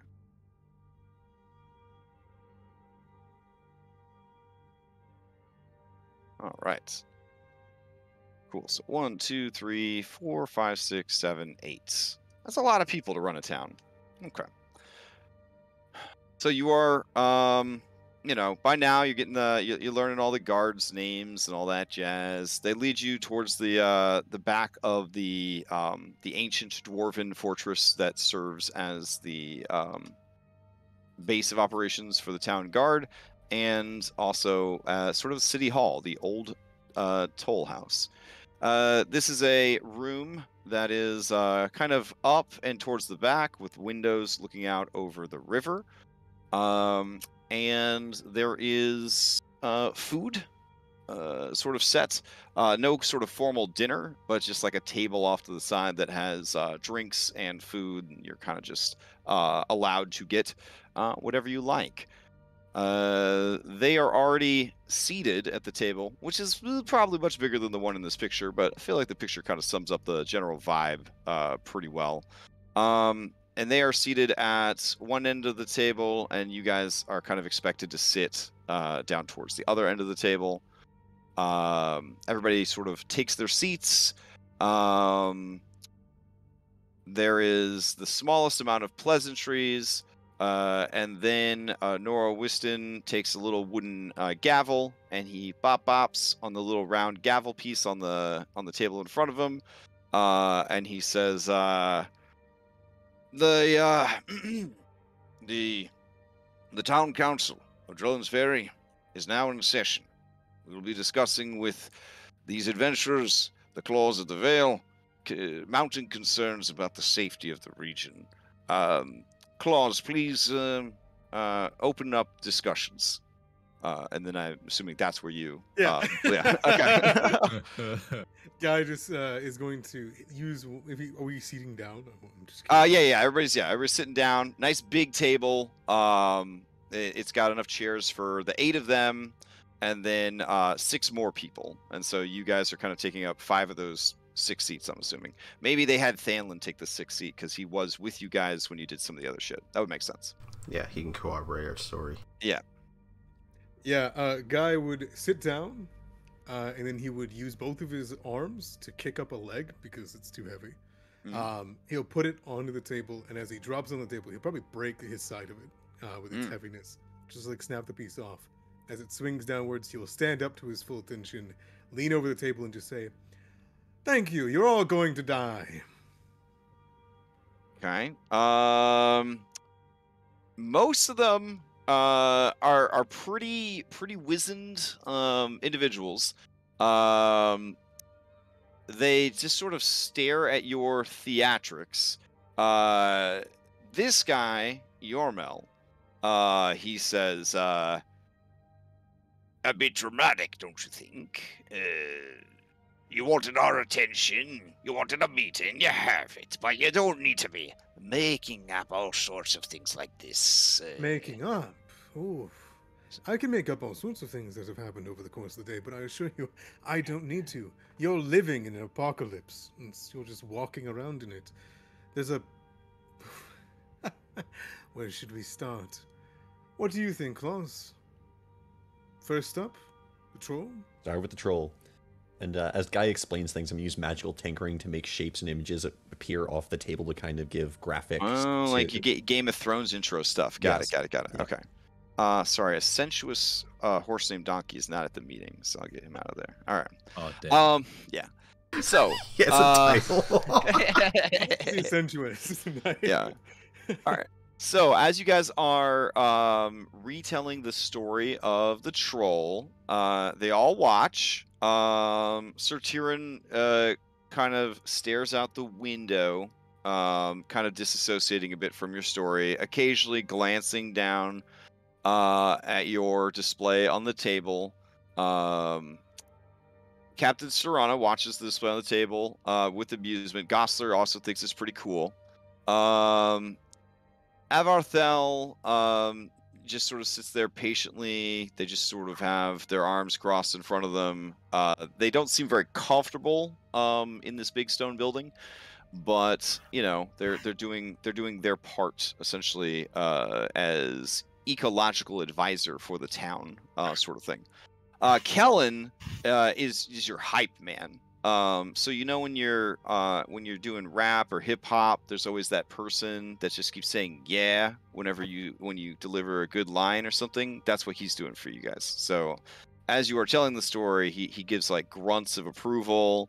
Yeah, that's right. That's it. Just like that. And he just kind of drops that kind of stuff throughout the story. He's like a All right. soundboard. Yeah, kind of. Yeah, the Kellen Shadowbank soundboard is going off randomly, but in positive ways. All right. As you wind down the story, the council looks around, and then there's sort of a sigh of relief, right? And a bit of a chuckle.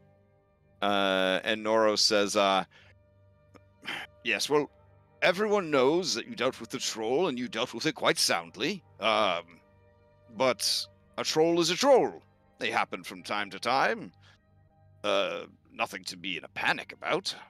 What else do you have for us?" Well, you're right, but let me... He takes Barnabas and points out the spot on this little layout of Drellin's Ferry. Mm-hmm. Mark the waterway, right? Okay. Yeah, this is right about yeah, right here. It was out back. Yep. Yeah. And then the images of rats start pouring out of it. Yeah. Okay. Ooh. Okay, well done. All right. First, we had the river. Captain Serana can go over all the various sightings, and, well, you'll need to go to the old bridge to see its head. But it was there we first started seeing more of the evidence of the rats, and he'll go into recount the drunken bodies, the fact that there were people dying from drunken brawls, the aggression that had begun to increase, and the general dismay that Kellen and probably the Green Apple would also have had with these horrible drunken mishaps, letting them tell their stories of it too.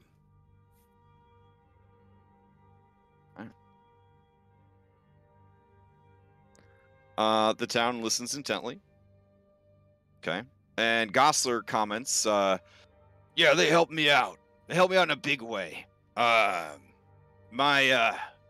facility was being targeted by one of these creatures, and if not for them, I mean, not only would I be possibly out of business, there'd be a lot of injured or possibly dead people. And then Kellen says, yeah, these guys are heroes. They broke up a real bad fight in my establishment, and they've done everything they can to help us out. Don't discount them just because they're adventurers. They're not here to try and pick your pocket, Council. They're here because they're concerned. One of them, Anlin, is born and raised here. And yeah, his dedication to the town is such that he walked away from the adventuring life to make sure that he could give the town 100% of his time, because for him, work is more important than going on adventures. No, that was a little too on the nose. So then, the rest of them kind of murmur, and then Avarthel says, yes, but a troll, sure, and mischievous fae, sure, but this is not the first time that mischievous fae have caused problems for the town. No. In fact, there are plenty of settlements throughout the Vale that deal with incursions of fae all the time. Correct. Mischievous, maybe. They were having fun, but it was in the wrong context. Layla was there, a druid just like you. They could shape change. It was terrifying, and they had portents of a future. The reason why they were being mischievous with our town was, what was it, Layla, did they say?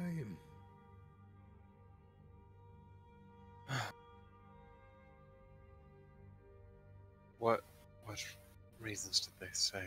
Well, I mean, you can ask Avatar Hill as well. We've both agreed that there's thinning between here and the Fae, and they more or less told us there were just kind of the beginning of things to come.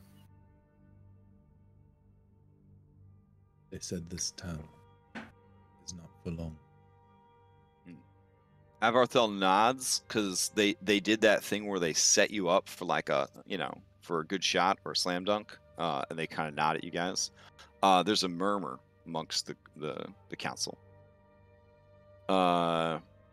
Captain Serana listens intently. Sir Tyrion just looks bored and detached. Yormel looks a bit more uncomfortable. And Avathel points out something. One instance of Fae is pretty common every now and then. But there's yet more, is there not, Guy? That there is. That Barnabas strike the spot of both of the inns in the town. And that leads us out of the city. Not only at this point did we realize that there was more and more Fae, we began to hear of the bandits. Of course, we haven't dealt with this issue yet, but your roadways are blocked. Trade paths are being cut, and not by any normal Fae, but by giant. Beyond that, we decided that our best course of action was to investigate your food source. Daisy Farms. Daisy Meadow. Have any of you seen it in the last few days? Seen its family? Okay, there's an uncomfortable murmur. Captain Serana says, "We are well aware of the situation that happened down at Daisy Meadows. The family is being cared for by the community. I don't think you need to spin this in a sinister fairy tale way for us to understand that the threat you faced there was real and quite dangerous." And she kind of motions at the animatronic miniatures that are kind of currently slaughtering a tiny Barnabas on the table. The problem isn't the threat we faced there, it's the threat that hadn't come to fruition there.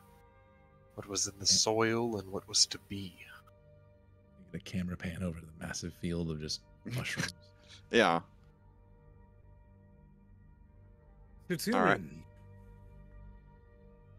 Sir Tyrion raises one eyebrow and looks over at you. As wise as you are, I'm curious. Do you recognize these mushrooms?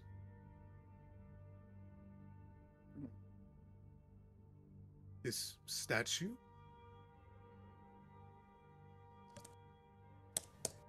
He's going to roll a deception. Okay. Let's see.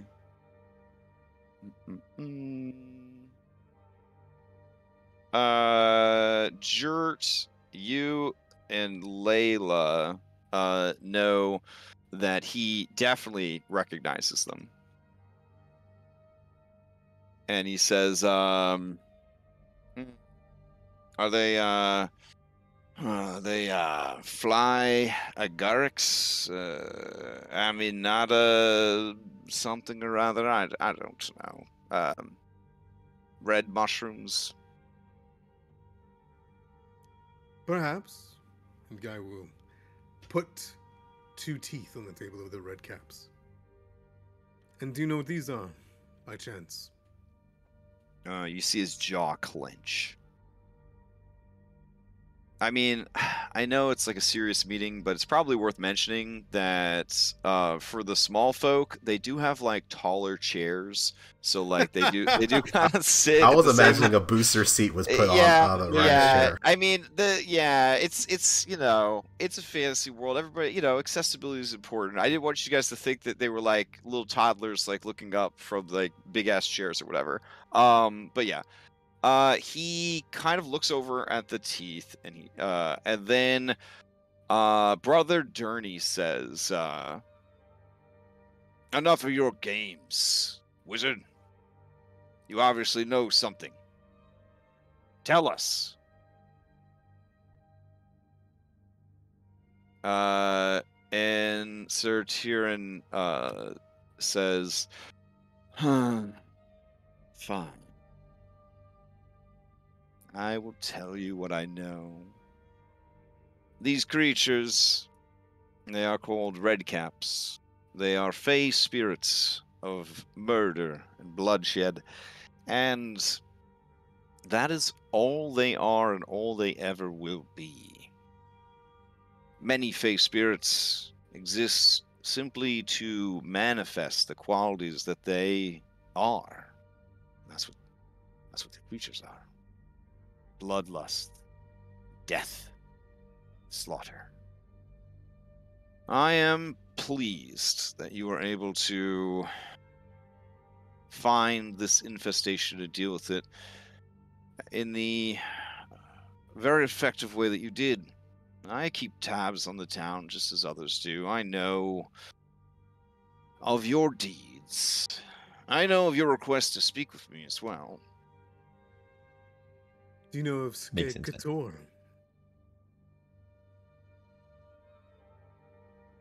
Or did that one fall under your nose? That is, the statue you speak of? The icon? Correct. Mistaken for Melora. Yes. Those without education often make, foolish assumptions. And if you knew of it, then why didn't you educate them? I've never been to Daisy Meadows. I'm just hearing about it now. At least the incident with this name. This is an ancient fey spirit, renowned for its thirst for blood. Ancient people Can I would insult him? Yeah, sure. Go for it.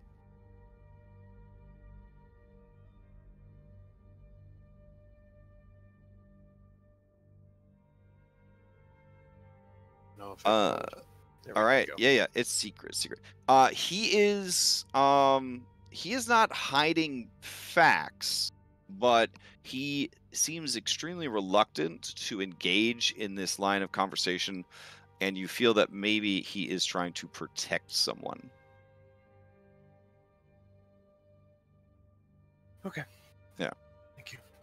Ancient people would sacrifice to this entity, and in return, the entity would provide fruitful and fertile land, and often populous. Ancient times were hard. People turned to any source of power to get by. You might say that they were the original warlocks. The crops you have been eating for the past few years were blessed by this creature. But the crops you've been eating for the last week, maybe more, were grown from the blood of your own people. He kind of looks like over his shoulder, and he says, "You're referring to you as if the whole community, not me specifically." I'm referring to everyone here. As I assume you all eat. Well, I mean, I prepare my own food, but yeah, I understand. I understand that there's concern that you the food that grew from these crops, I am extremely confident has no infectious properties that would be harmful to digestion. The creatures, the red caps, they grow in places where blood was shed in great quantity and or violence committed with great intensity.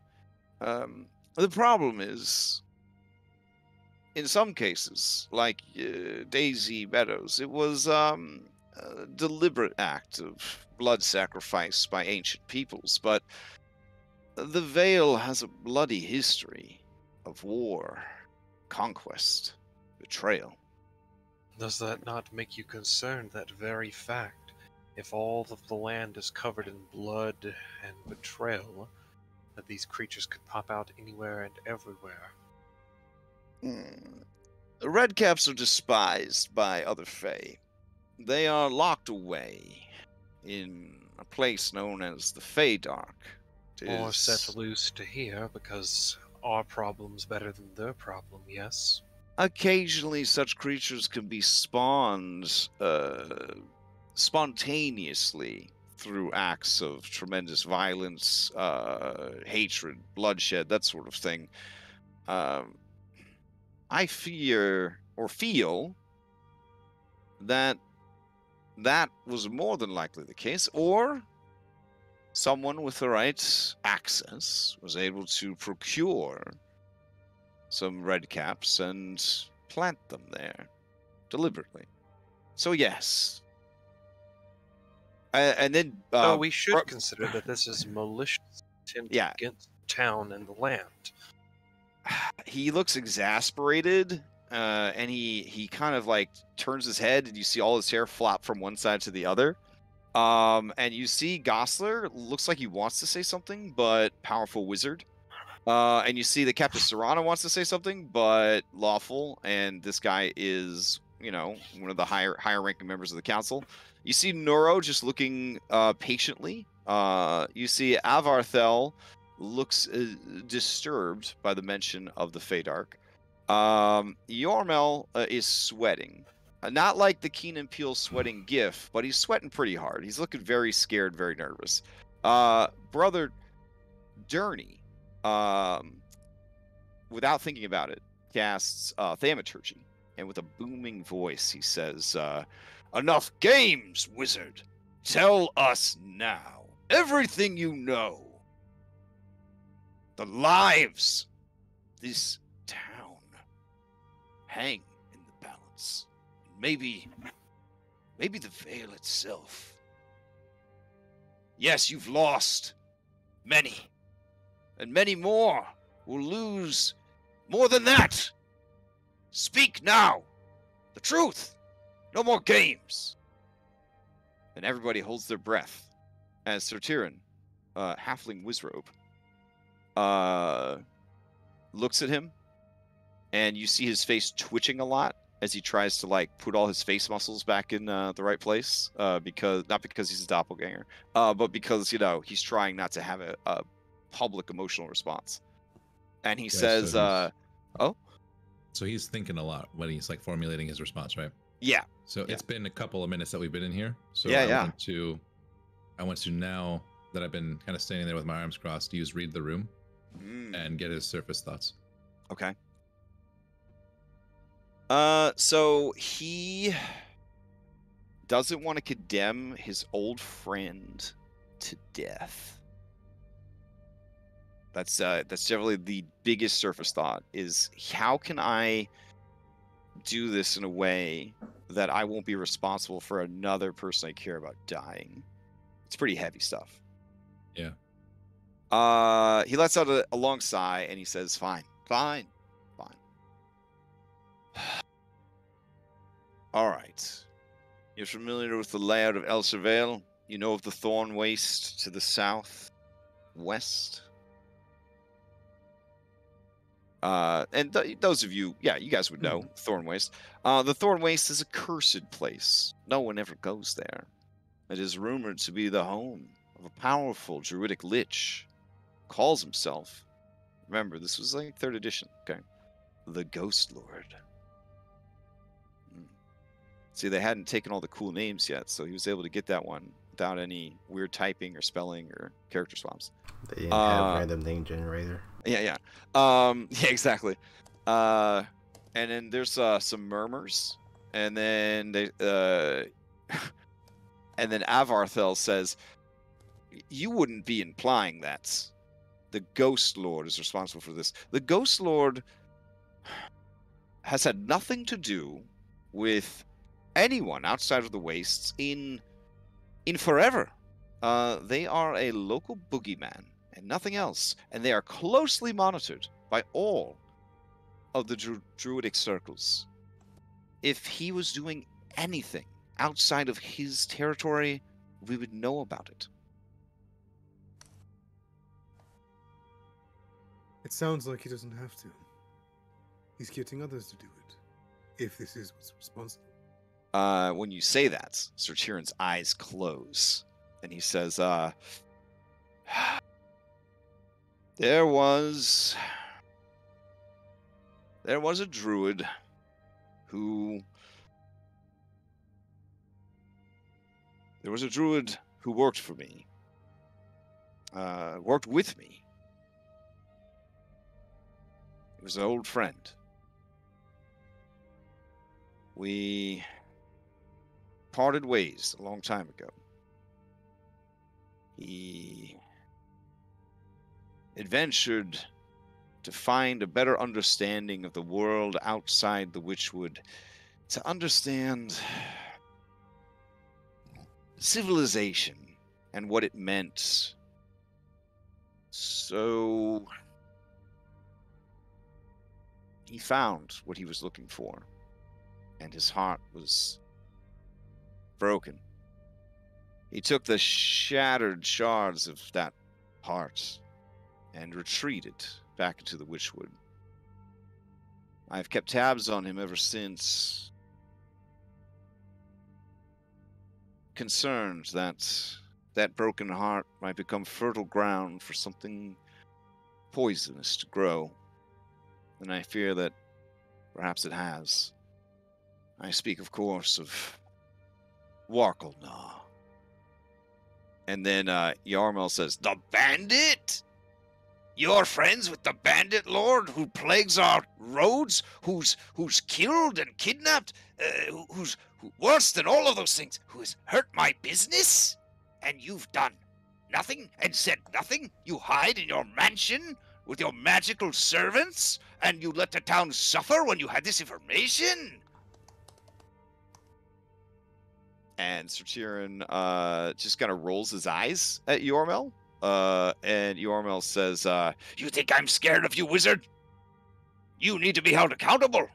You claim to be a guardian of this town." And that's when Sir Tyrion says, "I make no such claim. I live in the town, and you take advantage of that. Just because I have power, does that make me beholden to take care of every little problem that you have? I deserve to live my own life on my terms. If you have a problem with your road, why not use your ample coin to solve it?"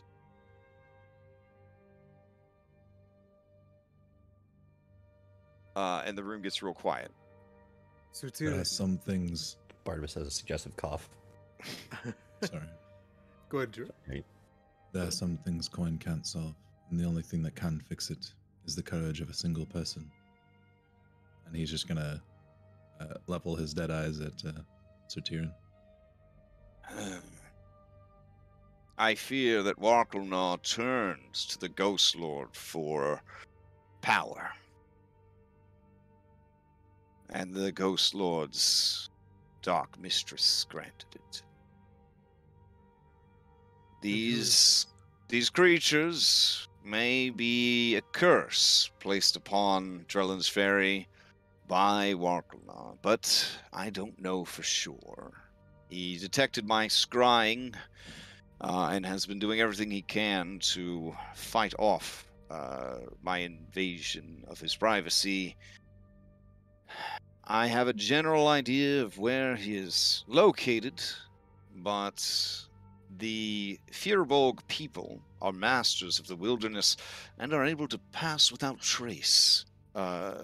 Finding their lair would be difficult. You'd need to more than likely follow them back. There, you could find Warkelnaw, perhaps force a confession from him, take him into custody, have him make right what has gone wrong here.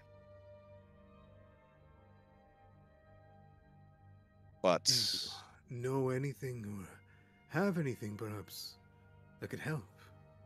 You walked with him for some time. He's an old friend. he has a weakness in his heart for cute animals. But We all Beyond are, it. Ryan. Well, beyond- Orang gulps. beyond that, he has always been a hard man.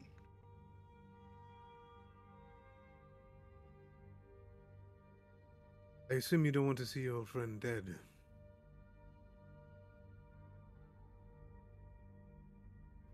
His lip twitches, and he says, "That's not my concern."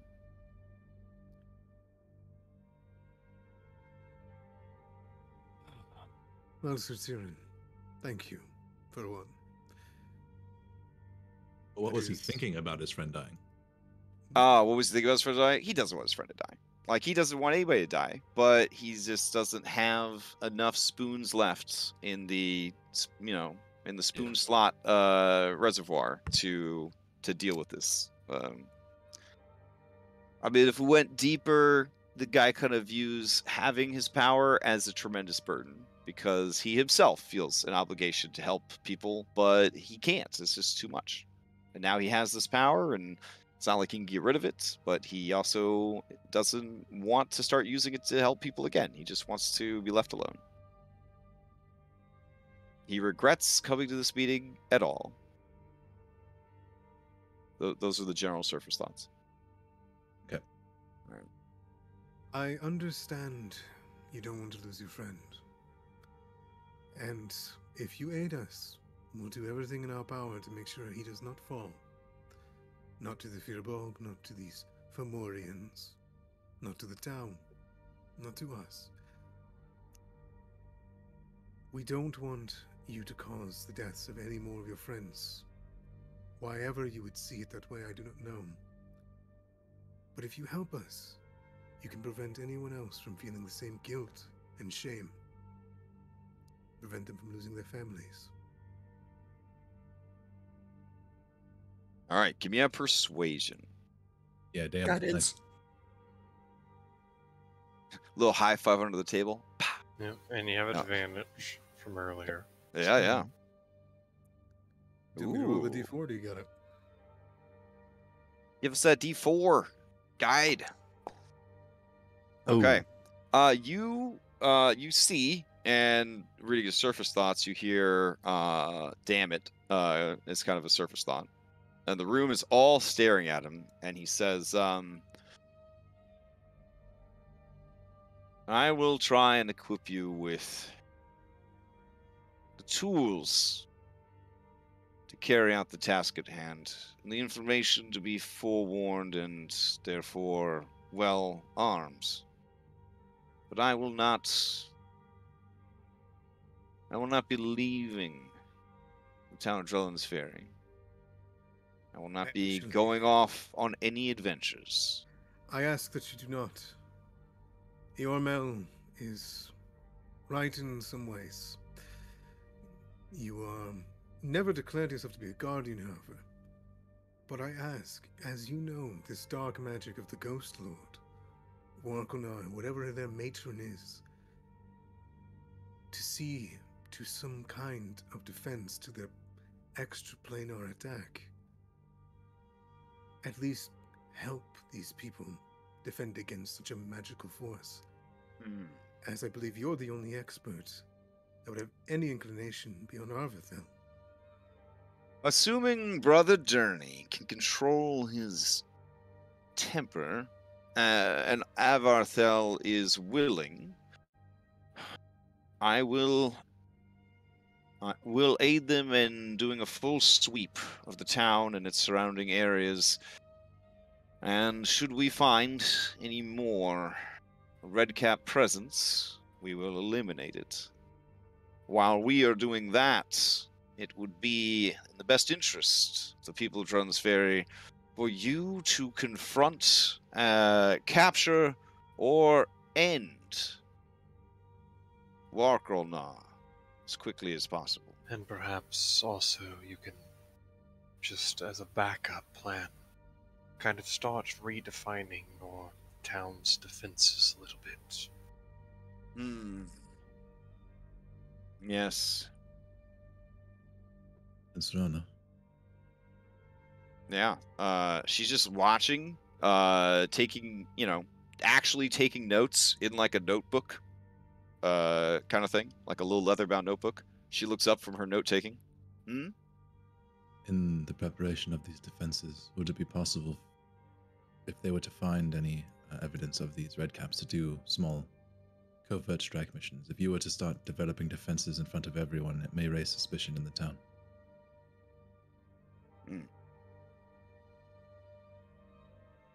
Well, I don't know if that's something actually, that's possible, but depending on the type, you have a festival planned. You're expecting a lot of people in. It doesn't hurt to actually coincide raising your defenses and just saying, you know, you're wanting extra security for the upcoming festival. Yormel says, that makes perfect sense. Yes. Yeah, that's a great idea. Good idea, yes. Yes. if But all else fails, the people will want a scapegoat, though. An unseen enemy. It agitates the imagination.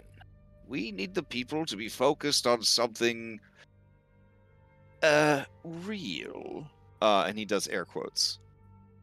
Son of River Troll. Ah, there you go. We'll say that Avarthel.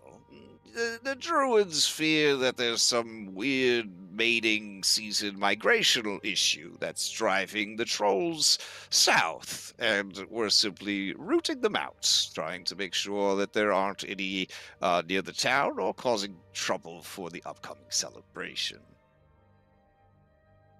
Question of the game. Did we take the body of Bone Tholomew? I think his body went back to the... There was right? No. Because it he's from the Shadowfell, his body stayed there. It was just a squished worm on the ground. I do think that you guys scooped him into a bag, though. Yeah, I assumed the guy had it. Yeah. And this would probably be the point. You say, screw your imagination. And he'll pull out his bag and mark where the graveyard is and dump out the body of this wretched worm. Oof. Yeah, it's real gross. It's real gross. Gosler retches a little bit. Avarthel narrows their eyes as they stare at the thing. Sir Tyrion looks at it and says, a worm fiddler. Well, judging from the mess and the bone fragments, that is curious. It was weirdly cooperative, but it was also seemingly conjured.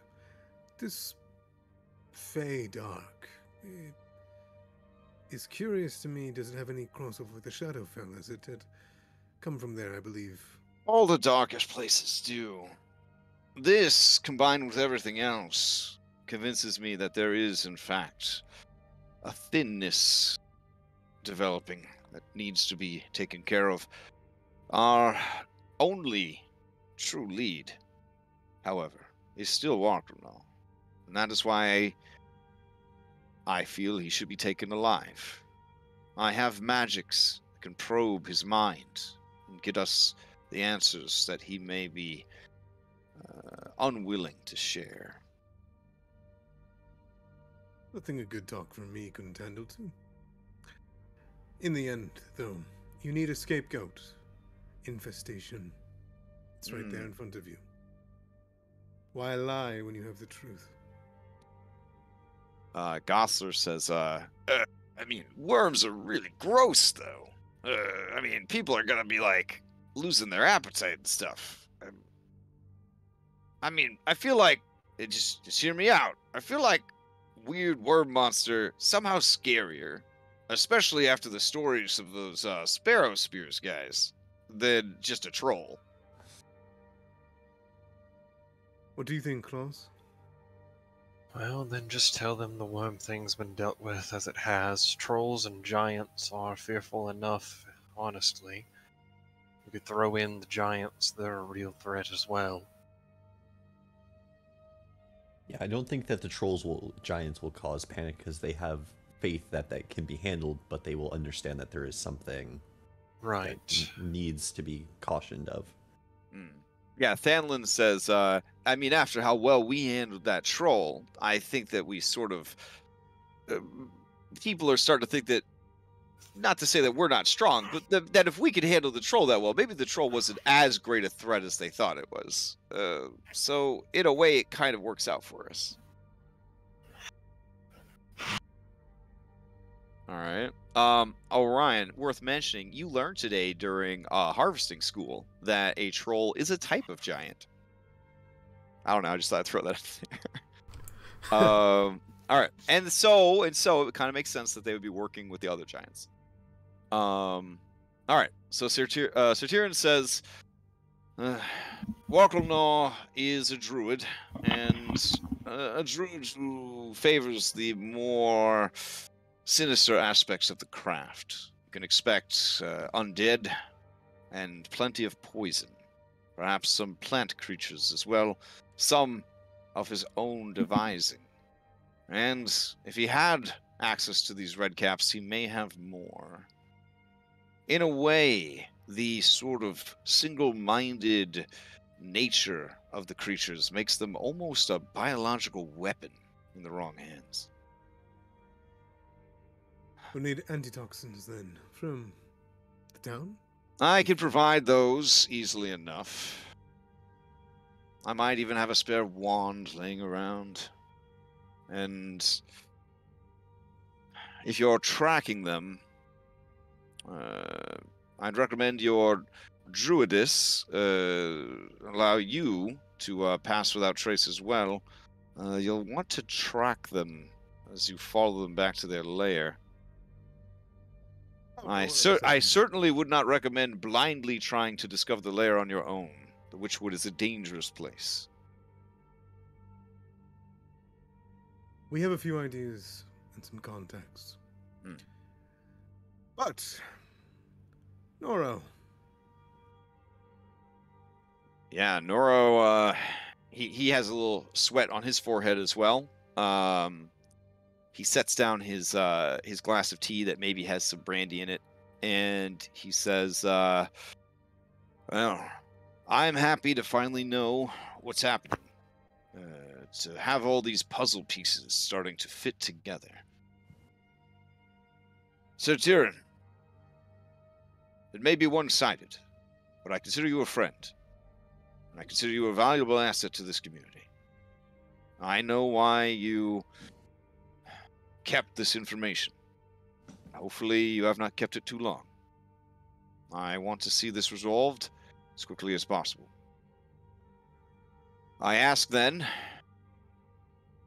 you, Claws of the Veil, are you willing to devise a plan to capture this Walkernaw so that we can discover what he is planning, who he is working for and with, and perhaps where more of these creatures may have been planted? Not to sound cruel, but we'll probably need some supplies. Understandable. What supplies would you need? Formulate a plan and bring it by my estate, or if you'd like, there's still plenty of time in the evening. We can formulate a plan here. I believe the recommendations of Sir Tyrion, Arvithel, and Brother Durnin would be most kind before we come to you with that. You hear Yormel clear his throat, his many thick chins jiggling. And he says, I mean, I'm a pretty crafty fellow. I might not be a spellcaster or a fancy knight, but I am pretty successful. Maybe I have some ideas that could help you. No. No! We will need compensation, I believe, though, for our endeavor. That's understandable. You're putting your lives at risk. You will be compensated fairly. How does one place value on an entire town? Speaking of which, We, the Claws, have agreed it is probably in your best interest to prepare the town for an assault or an attack. As we said, you can arrange it to be around the festival or whatever means you like, but you should also prepare for a swift exit. In case we fail, though we will not.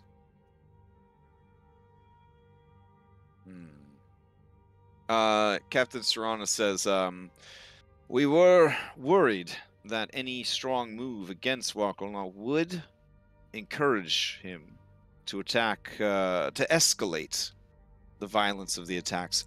But if he truly is the one who is planting these creatures and herding the other creatures towards the town,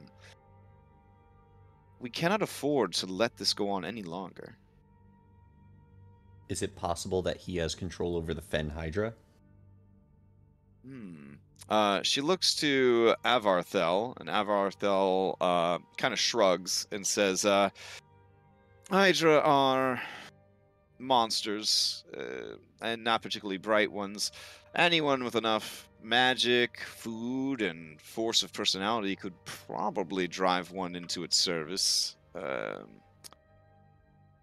Any druid of a higher circle of magic could certainly use the natural world to herd the creature into a region of their choosing.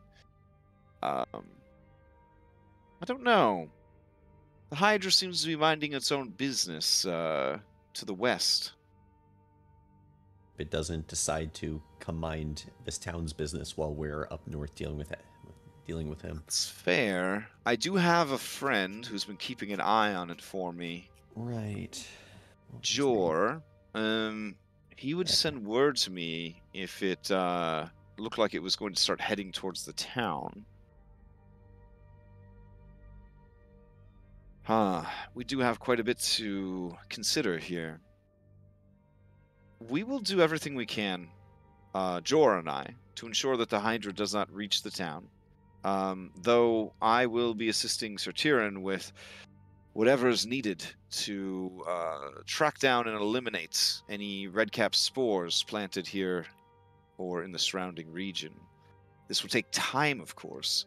One would hope that Warkelnaw would be dealt with long before we finish our task.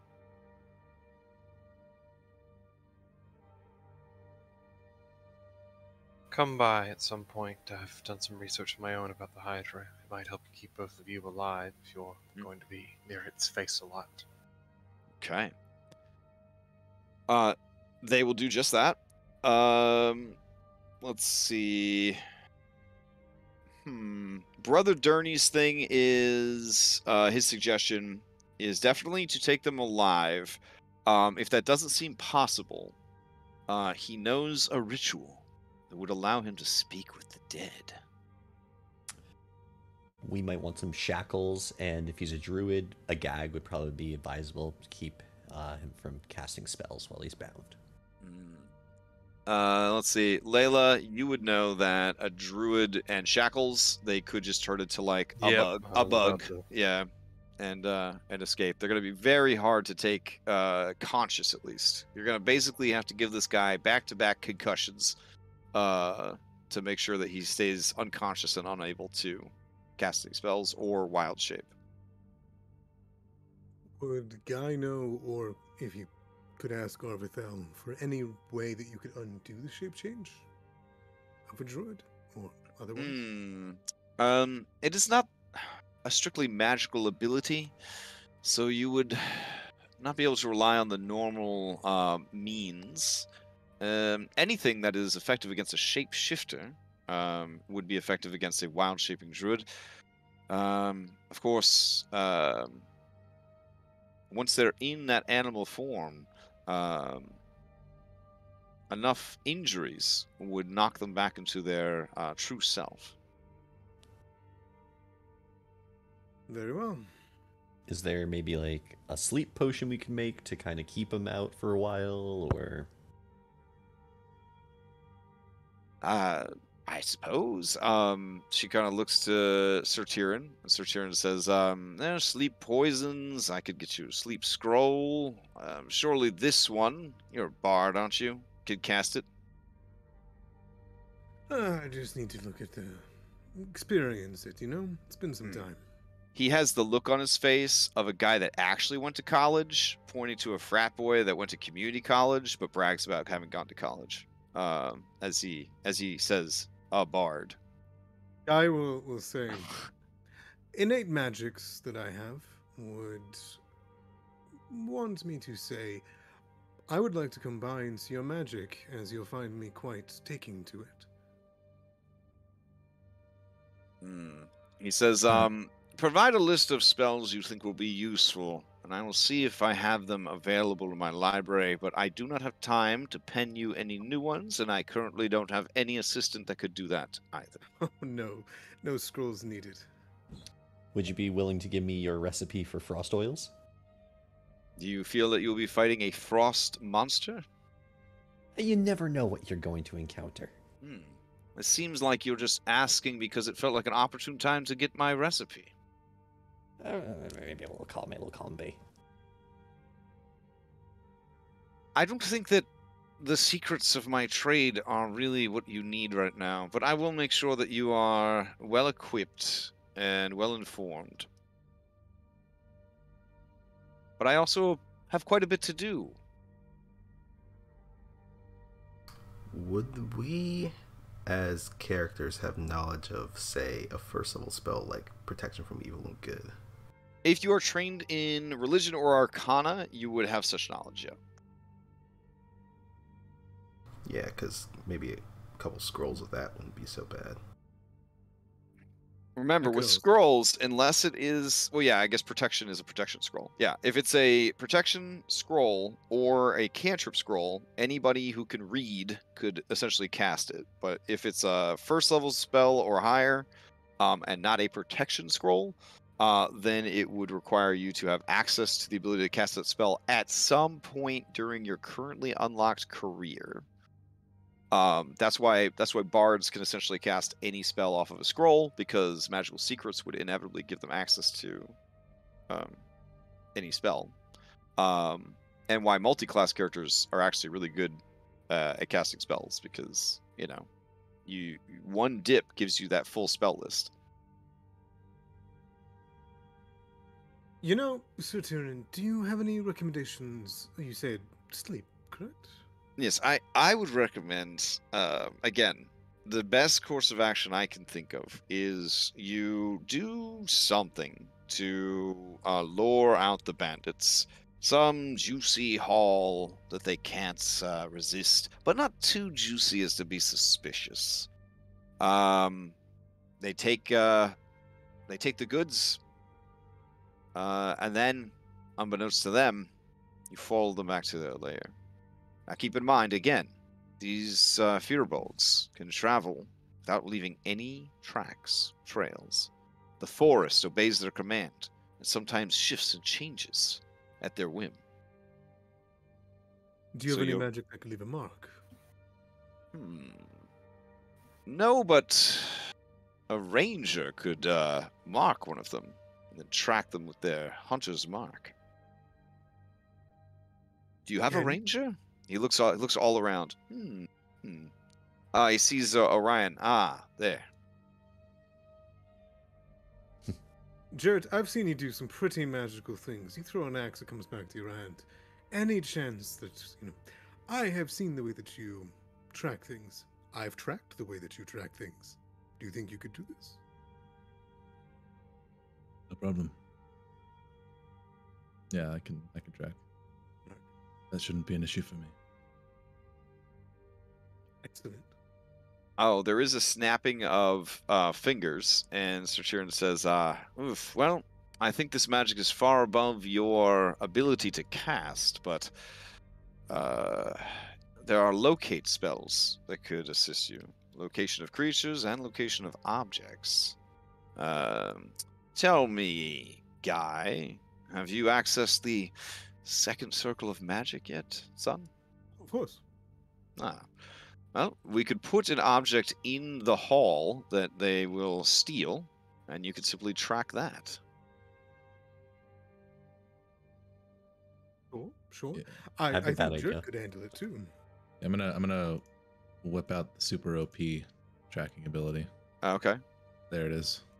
I know you said we Alright. weren't gonna Oh, consider nice. that last one because it's Yeah, really yeah, fucking yeah. strong. Let's see. When you hunt or gather, you find twice. It's literally a level 1 ability. It's Your crazy. group can become lost by magical means. Yeah, like literally as a racial, Fearbolgs have pass without trace. So I'm trying to figure out. Let's see. It leaves no tracks or other traces of its passage. So I feel like you might be able We would have to find a way to pick it up first. Right. Yeah. So that's why he's insisting that you might want to keep eyes on them. But you could go with locate object. Locate object is a real pain in the ass because its concentration only lasts for 10 minutes and it's only 1,000-foot range. So you'd be burning through scrolls probably. He'd probably be able to give you, I'll check to see how many he has in his library, but he give you a stack of those. You can try to cast those to kind of reorient if you lose the active tracking of them. Might work. The reason he suggested Hunter's Mark is Hunter's Mark works to a huge distance, I believe, for tracking prey. Yeah. And much longer. Yeah. And if we lose them, I've got good eyes and can travel quickly through the woods on my own. So I have a terrible idea that might work. If I were to go into my ring and we were to put my ring into the hall, I could stay in my ring for 6 hours and they could bring me back to the fort, and then I could leave the ring and try to find my way out and guide you there. Oh my that way. god, that would be dangerous. I said terrible. I preface this with terrible idea. That's like some Mission Impossible shit. I think that Hunter Mark has failed. Jurt, if you have detect thoughts still on Sertiran, Yep. he is like more loss, more death. It never ends. Yeah. Secret Agent Benoit. But that way, if we lose them, I could, leave and reveal the fort if it's hidden, or cause some kind of commotion that reveals it. But then you guys could be somewhere entirely different. You could be miles away.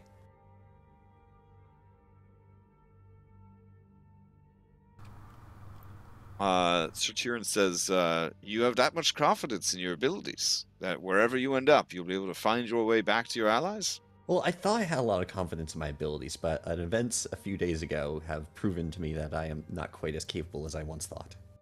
You could Captain take me with you in the... Oh. If you could take me with you in the ring, then I could help you find our way back. No, I'm sorry, my friend. This is just a one-person trip. Gosler says, well, if you need something to steal, my brew is famous throughout the region. There's no way anyone, even Fearbolgs, could resist it. Ooh. We could have a whole wagon headed north, see if they take the bait. It's the least I could do for saving my business. Thank you, Gosler. And I have a good idea that we could add to that. We still have a rum gremlin bladder, which we could then infect this product with. They take it, they drink it, they are off kilter, they're maybe even Riley and fighting each other. I mean, they all kind of look around. That would be crazy. Yeah, I mean, if you timed it right, sure, gave them time to crack them open and celebrate a little bit. I mean, a drunken enemy is often an easier enemy to deal with.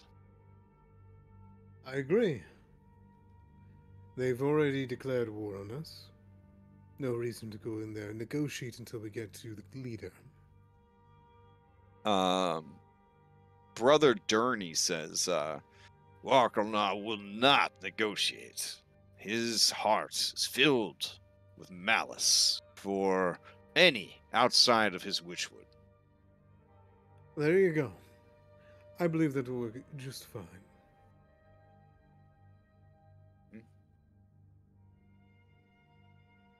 All right. So Serana looks at her notebook and says, from what I understand, you will be facing magical fey giants of roughly normal size, the Firbolgs, who have innate magical abilities. Can they do anything else, Sir Tyrion, besides pass without a trace in the woods? And Sir Tyrion says, they can also turn invisible. Great.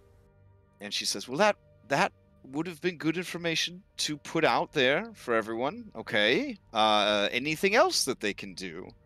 And he says, oh, yes, they also have mastery over small amounts of illusion magic. They can disguise their appearance. I mean, one of them could be here right now. Are any of you Firbolgs? Nervously points gun around the room. I heard that if you say that to a fae, they have to say it.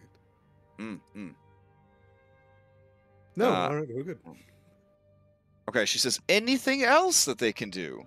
And he says, let's see, they can change their appearance, they can turn invisible, they can pass without trace, they can speak to animals, they're very strong. It's the giants, the very small giants. They're a little sensitive about being small.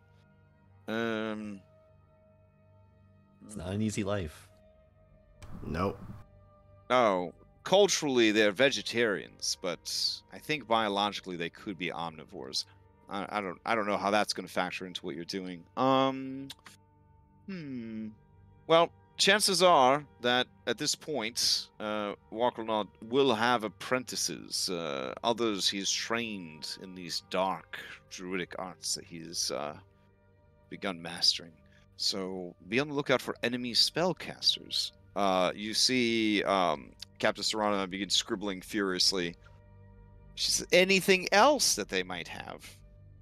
And he says, well, I mean, you know that they have the Fomorian giants. Fomorian giants can warp your flesh just by looking at you. Very unpleasant. I wouldn't recommend letting them do that to you. I wouldn't really recommend letting them do anything to you. If you are particularly beautiful, they will target you first.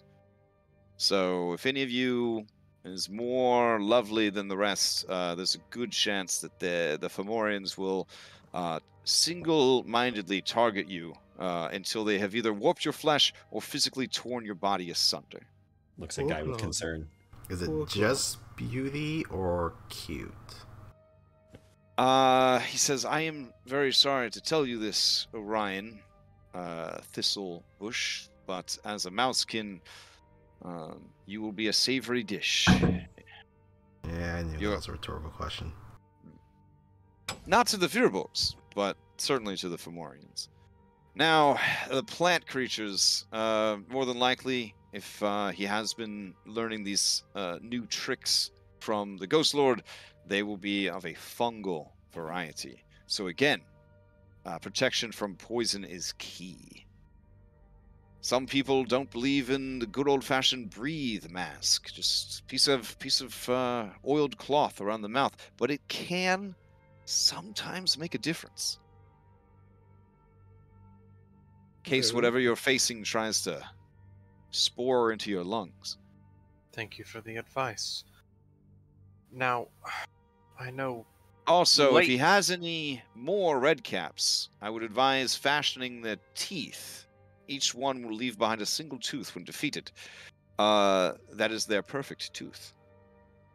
If you fashion that into a talisman or amulet that you wear boldly on display, it will be a bit intimidating to any red caps you encounter. And that could be useful if you are trying to intimidate them into standing down.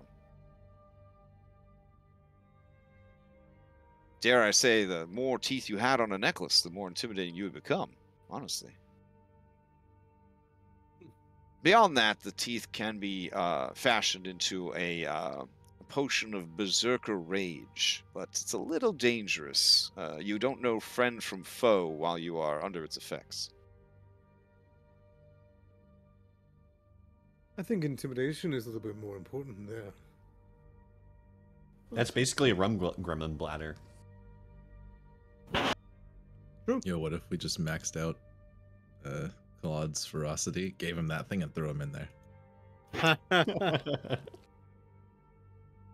He says, I certainly don't have time to brew such a potion while also patrolling the entire town. But, we have a contact, I think. I think I got this. No chance that you perhaps, in times old, before he came as he is now, that you've, or anyone in the town has seen the stronghold or place that they may gather at, have you? I mean, I've scryed upon it. It's a cave. But not the insides. I mean, that's how I knew it was a cave. A cave is an interior space. Have you unlocked the first circle of magic, Sir Tyrion? He chuckles and says, a few times. Perfect. Could you show an illusion for us? Sure. He gives you a general layout of the room that he has seen Warklenaw in. Good pull there. It is a very large chamber with stone islands and a lot of water. Let me give you a better sense of the space. Hold on. Just trying to get an understanding of where we might be looking for. Oh, this is good. Now we have cave with water in it. That actually does help. Yeah, a little bit. Yes. It means All that right. it's not up in a mountain, that it's somewhere near flowing water. Well, in this area, being Florida, if you dig deep enough, there will always be always be water. It's Yeah. So But At that sea level. confirms that it's probably underground, or close to it. You know, like close to the water level, essentially. Let's see. If you had to guess, you'd say it's a massive chamber. Hard to see all of it. There is an altar. The altar is overgrown with mushrooms. There is a big pillar of stone. There is table laid out with maps. There are potted plants somehow growing in this sunless space. Everything is illuminated by orange and green flickering lights. There is a narrow bridge that passes over what looks like a rushing stream that feeds into the water feature. To give you a general sense of what you're looking for. Okay. This room, this cave, there are natural stone steps that lead up and out into darkness. Excellent. Thank you. Our nature team will be able to work off of that. You also said that you had a spare wand lying around for me. I said I might. I will return home after this meeting and put my affairs in order, and I will have something bring you the scrolls and whatever other materials I can spare. Excellent. I also will want to stop by your place, whether with these fine folk or not, if that is all right with you. It is not all right. Why would you need access to my place? I don't necessarily need access, but I would like you to cast a spell upon me. I would like to learn it, you see. And what spell is that? Well, you said that there was a lot of casting, and there would be apprentices of this rock and all, right? Mm-hmm. Well, back in Denovar in the schools, there was one spell that they always used to bully each other out of concentrating. Just basic missiles of magic. I would like you to strike me with them. I could probably just kill two birds with one stone. I'm very certain I have a wand of magic missiles gathering dust somewhere. Perfect. Can't wait to see it. Yes, it's very impressive. It's blue. I won't match my hat. He just kind of rolls his eyes. Well, if we're done here, I have a lot to do. And he is going to climb down from his very tall chair and roll out. He doesn't teleport. He actually leaves because he's conserving them spell slots. All right. Thank you for your help. I'm gonna get Frostfoil recipe. You mark my words. I'm surprised you didn't try to maneuver for the Berserker potion. It seemed like that was a better opening than the Frost potion. But I see it's a matter of personal pride. Gotcha. All right. Okay. Do you guys need anything else from them? Do you take Gosler up on his offer of a wagon laden with product? I feel like that's good. I'm just concerned about how I'm going to get the Hunter's Mark cast back on it again. Like, I'll have to get within 90 feet of them again within an hour every time. Do you have second level spells? Actually, I think I might. If you have second level spells, second level's Hunter's Mark lasts for I gotta check 4 myself. hours or 8 hours. Yeah. But it needs to be a 3rd or 4th level slot. No, it's only a second level.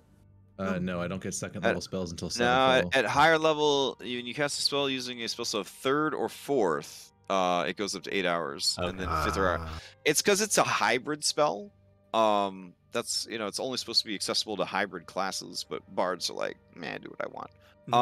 Yeah. I won't be able to do that until level 13. So yeah, that's part of the quote unquote balance issue of bardic magical secrets, is that when they came up with bardic secrets, they forgot that they had specifically tooled the paladin and ranger like hybrid spells to scale differently than all the other spells.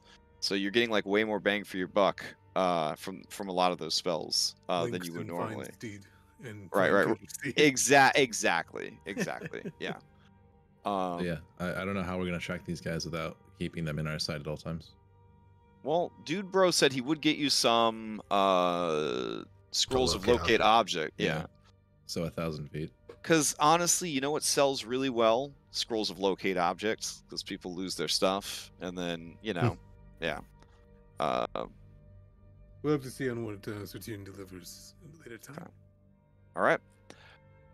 So, well, I can tell you for planning purposes, he is going to provide you guys with 8 anti-top. Here, I'll just put the list into your treasure channel. All right. Since you guys did a great job of making him feel guilty. Hey, guy does nothing better. Mm-hmm. That Catholic magic. So, Brother Journey was right there. He copied Brother Journey's guilt trip. Oh, fair enough. Yeah, I'd say Paylor's feeling a little Catholic in this campaign. Yeah. Is there any way we could have gotten Eormel to contribute to this wagon? He wanted to, but the guy cut him off and hurt his feelings, so he left. That was meant to be something where it's just like, nah, sure, buddy. I don't think you can help us. No, of course we can help you. Because he seems extremely egotistical and narcissistic. Yeah, and Orion wanted to screw him over because he was screwing over the Engelbrecht. Listen, this guy picked himself up from his bootstraps. He worked real hard. Okay, he started sweeping the front porch of the warehouse. Now he owns the warehouse. Not like you adventurers that won't even get real jobs, just going around being horny for each other and not working a day in your life, etc., etc., etc. Yes, because none of us have died in the past 72 hours. But speaking of Eormel, does Benoit ball bearings moving west stop at his warehouse? I wouldn't think so, because again, in this campaign setting, there's only a lot of like clockwork and artifice type stuff happening on the coast and the surrounding islands. Like inland, I don't think there'd be anybody manufacturing it, so I feel like your family would kind of have for people that are interested in such products, kind of like, I don't know, like go to Denver. Yeah, I mean, it's up to you, I guess. That works out better for me if there's not really a demand for ball bearings any further. That checks than out. This. Yeah. So then I don't have to worry about stepping on someone's toes. Oh, I see what you're doing. Yeah, okay. Let's see. So got to think about the family business. If that's the case, I'm okay with screwing over Eormel.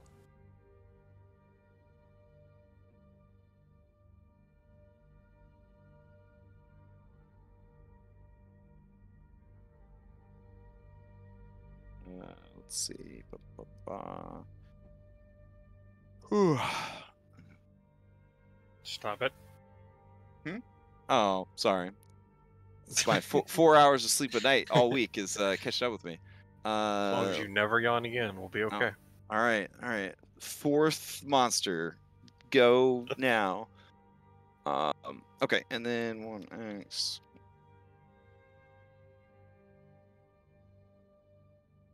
Okay.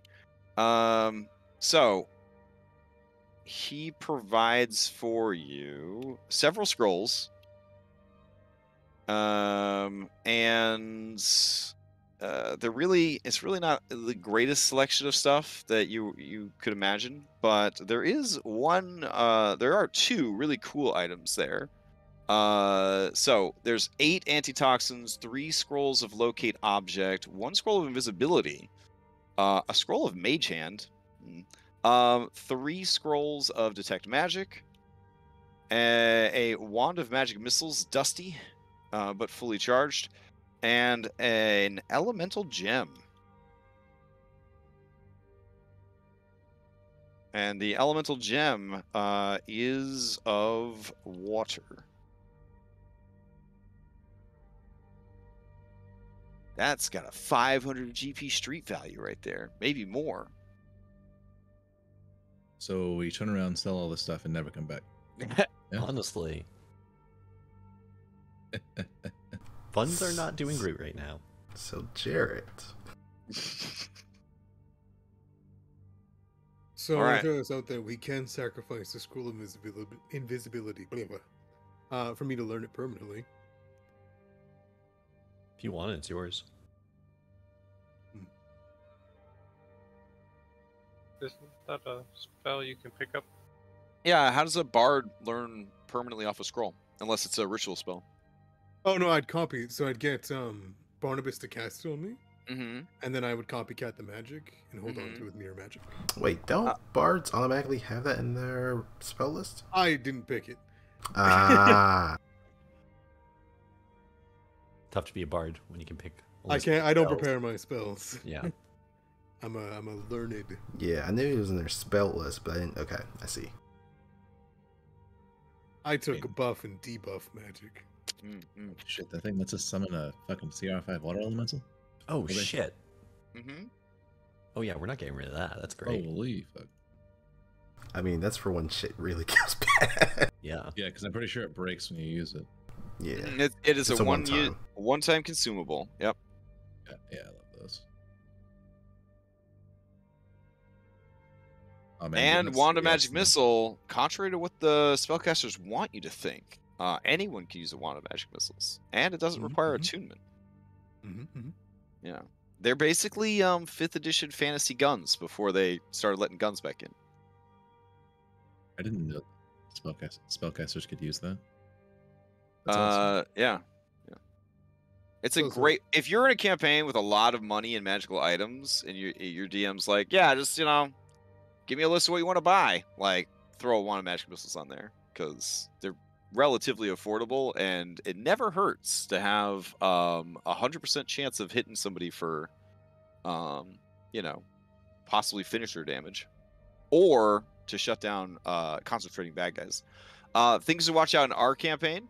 Paragon, if you know that an enemy is a Paragon enemy, Paragon enemies can concentrate on any one spell without having to make checks at all.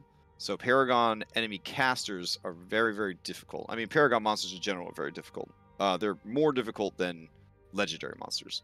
So if it's established in a fight or through research about an enemy that they're a Paragon enemy, you're going to want to watch out for that concentration thing. So wait, they can have one spell that they can just have automatic concentration. Basically, a Paragon monster is so tough that if they cast a spell and that spell requires concentration, they can't lose concentration on it. If they're knocked out or if they switch to a different concentration spell, then that spell ends, but there's no way to force them out of concentration. Okay, so they can't have 2 spells concentrate at the same time. Correct. So, but just kind of a heads up, because a lot of times, and this is part of the new design, I think, for 5.5 D&D, and part of why they're moving back towards 4th edition enemy spellcasters have abilities that are like spells, wink, is because enemy spellcasters don't ever actually get to do shit for shit, because they don't have training in Constitution saves, they don't have Warcaster. Yeah, they basically, an enemy spellcaster casts a spell, it requires concentration, it's gone within like, 2 player activations. So that's one of the things that they're, I think, adjusting as they start revamping monster stat blocks and whatnot.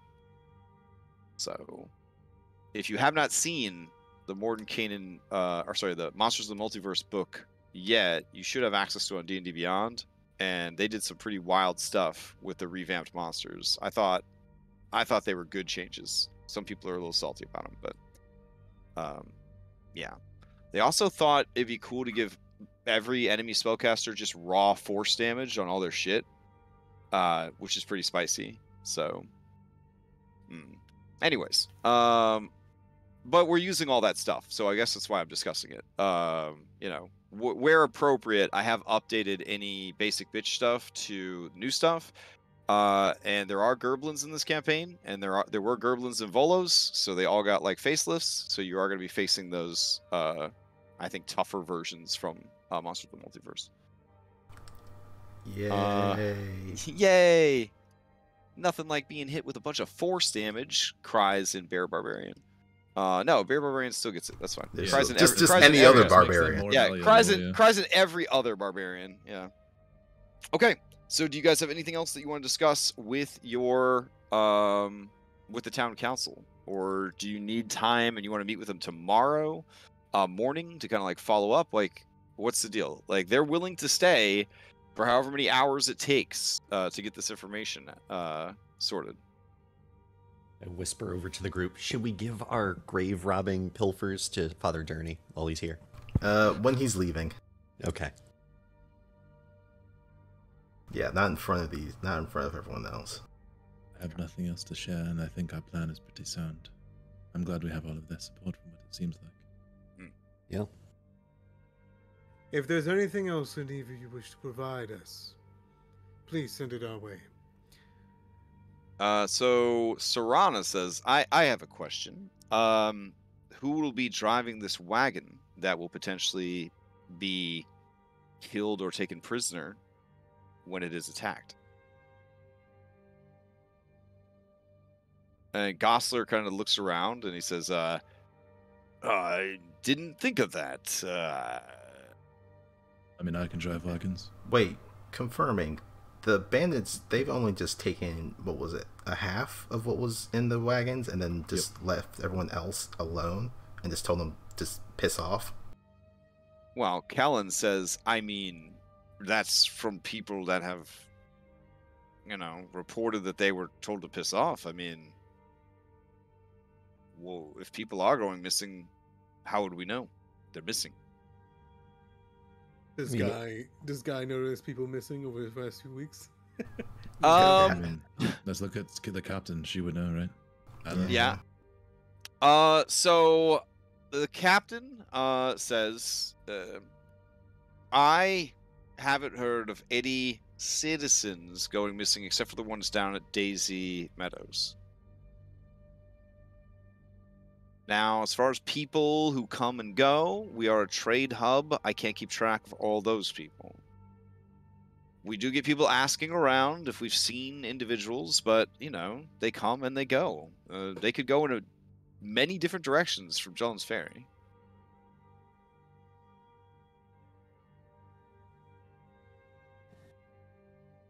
What I'm trying to say is that people do go missing, but we generally only keep track of the people from the town, and the only people in town who've gone missing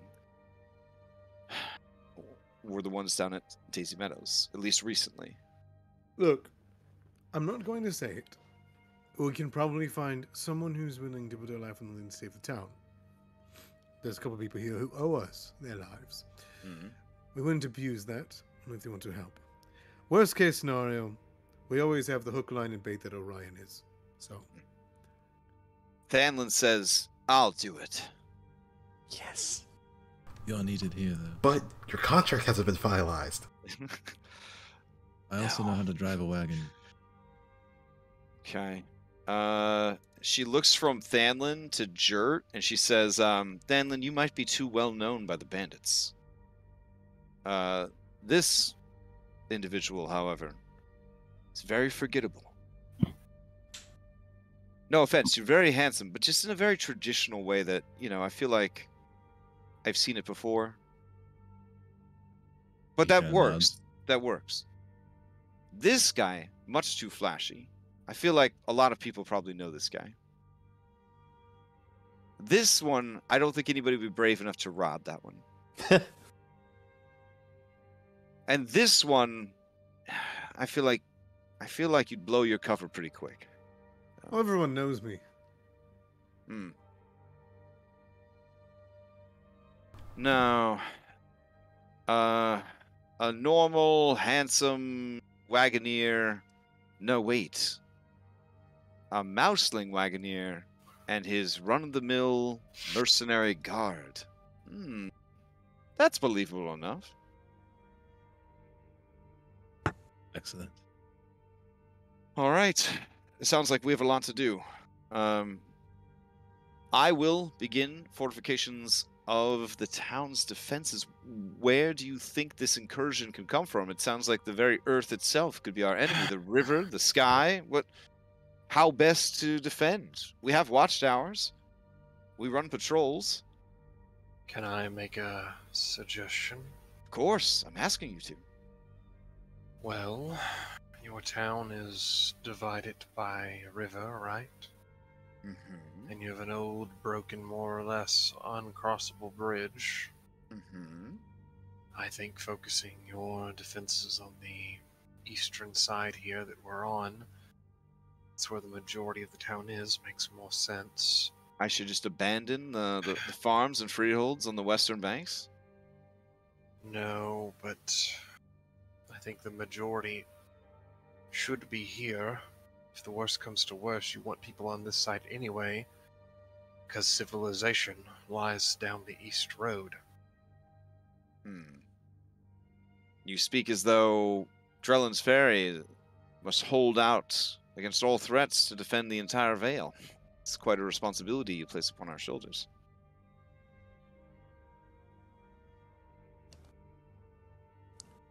Here in Elsir Vale, each township looks out for itself. But if danger comes to Drellin's Ferry, we will end it. If you don't, though, you want your people to be able to at least move a direction that another town could protect them. But under what pretense do I tell, I don't know, a third of our settlements to hang out on this side of the river for the next however many days? Yes, we have preparations for the festival, but they have lives to live, livelihoods to work. Perhaps the ferry could hang out on the westward bank in the occasion, in case of emergency escapes are necessary. That is a brilliant idea. We will put update scouts on the west side to watch out for threats if you reinforce the east side. Excellent.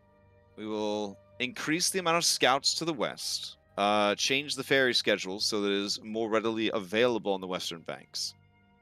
And the pretense of these increased security measures is simply to ensure everything goes well for the upcoming festival. Yeah. You may want to speak to Moreland, I think his name is the dwarf smithy, about his cold iron weapons that are specifically effective against Fae. I don't know if the town has the budget to purchase some of those for the more notable guards, but that would give the average person an advantage on a Fae creature. Well, I will speak with him then, see what he has available. All right.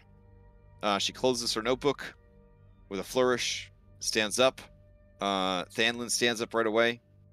He looks at you guys with this face that says, I want to hang out with you guys, and then follows her out of the room. All right. Gosler says, I can have the wagon ready by morning. I'll even see if we got a uniform for you to wear, Orion. Make it more believable.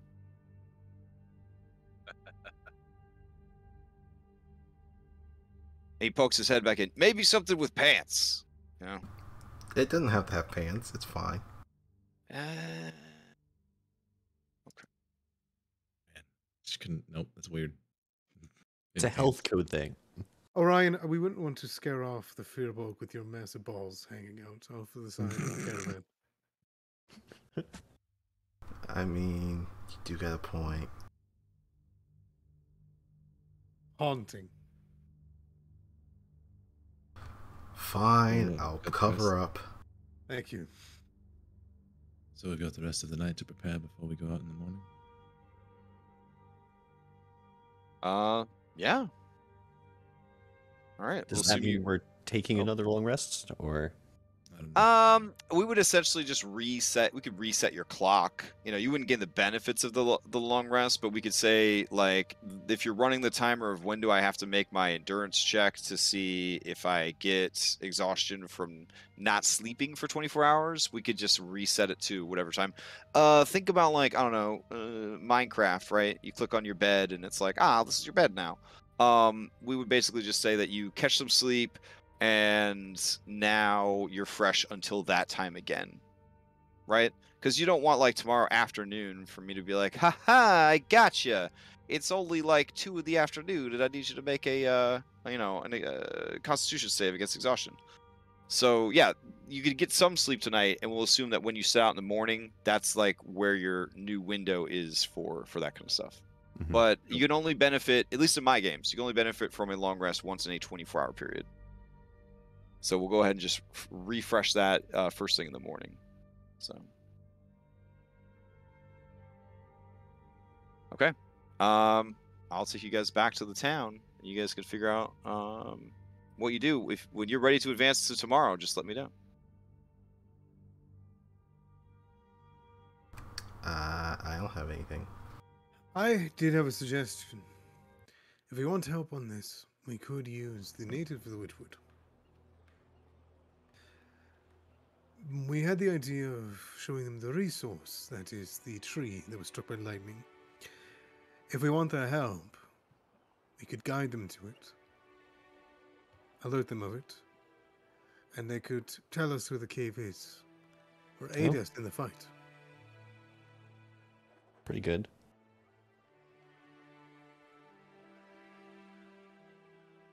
I'm pretty into this idea. I would love to create a task in between these two, like getting to the ambush, because if I had one more day, I would be able to increase my armor class significantly. I mean, you guys can, as long as you want. I mean, they're going to start doing the things that you asked them to do, and he's going to have the wagon ready for you. And at that point, it's kind of up to you guys when you decide to do this. Events will continue to transpire in the background. Right. Right.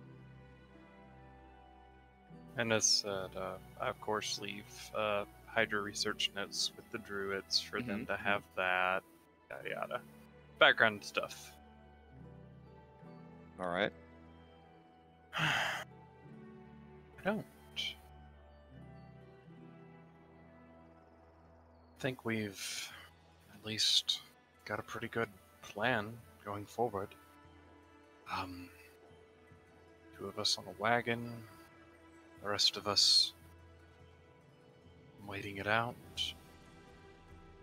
making sure they get out alive, then trying our best to stay unseen as we jaunt through the forest.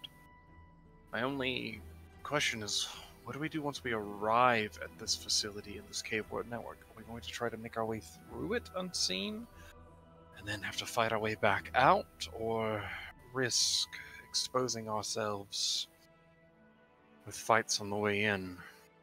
Well, with Guy's boots, I don't think we're going to be able to sneak into a cave. Well, weirdly, does nothing for my stealthing abilities. All right. My arm is pretty noisy, and so is his, though. Passing. Yes, I was about trace to say. like they do. can help us buy for a few hours, but Is that something that you have? Because iron boots have you have disadvantage. I on already have dexterity disadvantage from my armor. So it's like weirdly okay. the boots You don't do anything. you're doubling down. Yeah, I got yeah. you doubling down. Okay, nice. So you are like really loud. Oh my Oh, god. yeah. Oh, Oh, my god. But All right. but Guy doesn't wear a scale mail around, the town. Yeah. You're But when he's reminding in me combat, of this it's oof. cleric I played in 3rd edition that ended up having a negative 17 to move silently. Beautiful. It's beautiful. I mean, I can always compensate for passing without trace, as you showed me how. I think we both prepare it. That way we're not spending both of our resources. Do you think, with all the potions we're being given, antitoxin-wise and all, it's worth me preparing protection from poison? Probably. Okay. Alright, just as a backup, in case someone gets hit with something very nasty, I can eliminate it. Right.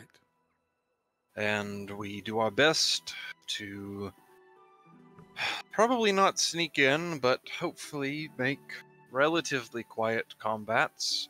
So protection from poison is a step up from antitoxin because it also gives resistance to poison damage. So and removes poison in the system, whereas the antitoxin is sort of just giving you advantage to saves against being poisoned and poison effects. So it's honestly, yeah, if you're really concerned about it, you know, having that wouldn't be a bad idea at all. It'd be pretty smart. Yeah, we'll prep it. Okay. All right. My question then for you guys is, are you planning to leave tomorrow, or do you give Benoit one more day to prepare? I'm fine to go regardless, but it's just if we could create a secondary trip like the elves, then I would use that time. Now, the elves is a tricky situation in so much as everyone knows that they live in the Witchwood. But most of the people in Elsir Vale do not have flying machines, flying mounts, or make a habit of flying over the Witchwood, even like Aarakocra and other flying creatures, because so much deadly shit like lives in there. They just kind of snatch you out of the sky into the canopy kind of thing. So everyone knows that they live there, but it's very old school D&D, like the elves live in the Witchwood, but where? You know, that kind of thing. Like, so finding them in a timely manner might be difficult. Now, people may or may not have contacts that you could tap to kind of, you know, maybe arrange a meeting, but that would also take time to set up.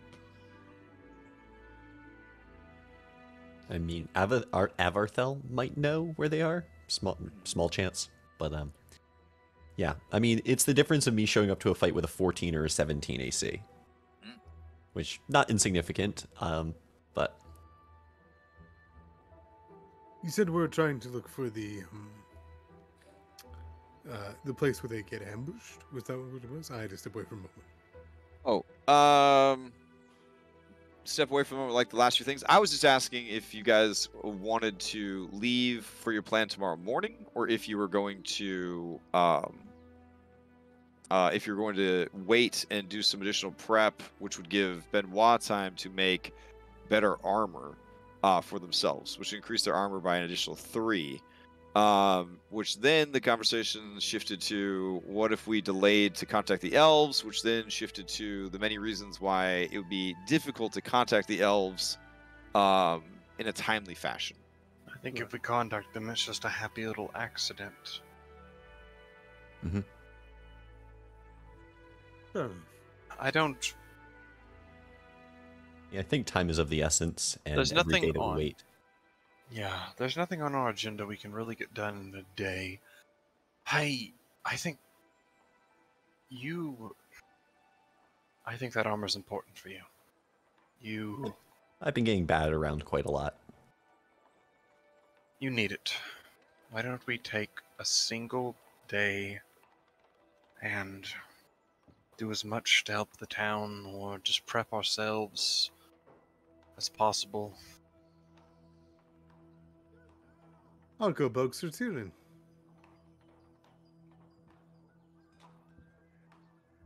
Okay. I mean, you could certainly go stand outside his house, like holding a boombox over your head, sort of thing. But I don't know beyond that. How much luck you're gonna have? Let's see. Plus, he's gonna be out and about. I guess this would be the time to try to rob his mansion. Oh my. Yeah. Since he's gonna be Some out and impromptu about. heist. Yeah. Dawn's Guy people wanted to way have out. a private conversation with him at some point. Ah, I got you. I guess I'll just take a good chunk of the day to use my herbals and kit and my medicine and stuff, and maybe just kind of help get some like med kits and alchemy supplies ready for the guards and stuff. Okay. So you spend the day preparing for your journey along the North Road, getting whatever supplies you need in order, and then with whatever time and resources you have left, trying to assist the town. Yeah, assist them with like medical supplies and things. Make sure that they have stockpiles for that, just in case things go bad. Okay. They start the search for the spores in the center of the town. And they do wind up finding some just on the first day of searching. So let's see. I'm going to go ahead, though, and advance you to the next day, which would be April 19th. And we'll assume that you guys are spending the day going around, checking for stuff, upgrading armor, that sort of thing. All right. So, let's see. Okay. They discover that there are some spores growing in and around Jarrett's sundries. So that's noteworthy. And let me check the other locations, if they would have discovered them yet. Let's see. You imply that there are more. I know. Let's see. Gem of the crash variety, you are making me worried. No. Nope. Okay. Yeah, that's definitely where they discover some is growing essentially around her shop. They are playing it cool because they don't want anybody to freak out. But later that day, Thanlin catches up with you guys and says that they're worried because now people are wondering if Jarrett is in some way wrapped up in this. Because why would they be around Jarrett's place of all places? Why not plant them around the tree in the center of town so that they could get on the loose better, kind of thing.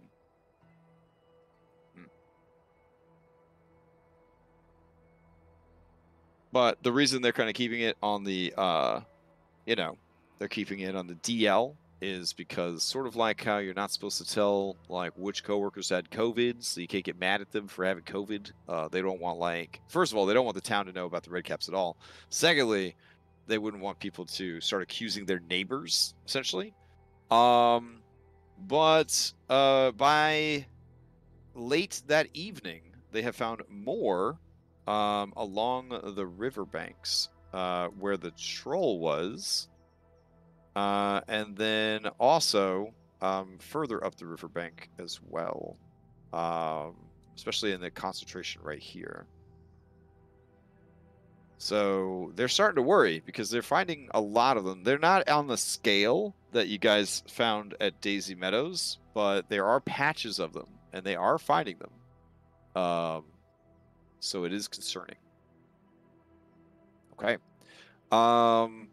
So for expediency, no more fantasy shopping is allowed today. So just if you buy or sell things, just notate them in the treasure tab on Discord. And unless you have any pressing need, should probably get you guys rolling out on April 20th. I agree. Halfling Day. I do want to pose a question. Since they are coming from the river, would it not be pertinent for us to follow the river? Oh, like up into the woods? Yeah. It seems like that'd be the best lead if we wanted to track them, but if we want to do the caravan thing, I'm just suggesting perhaps that their cave is near the caves.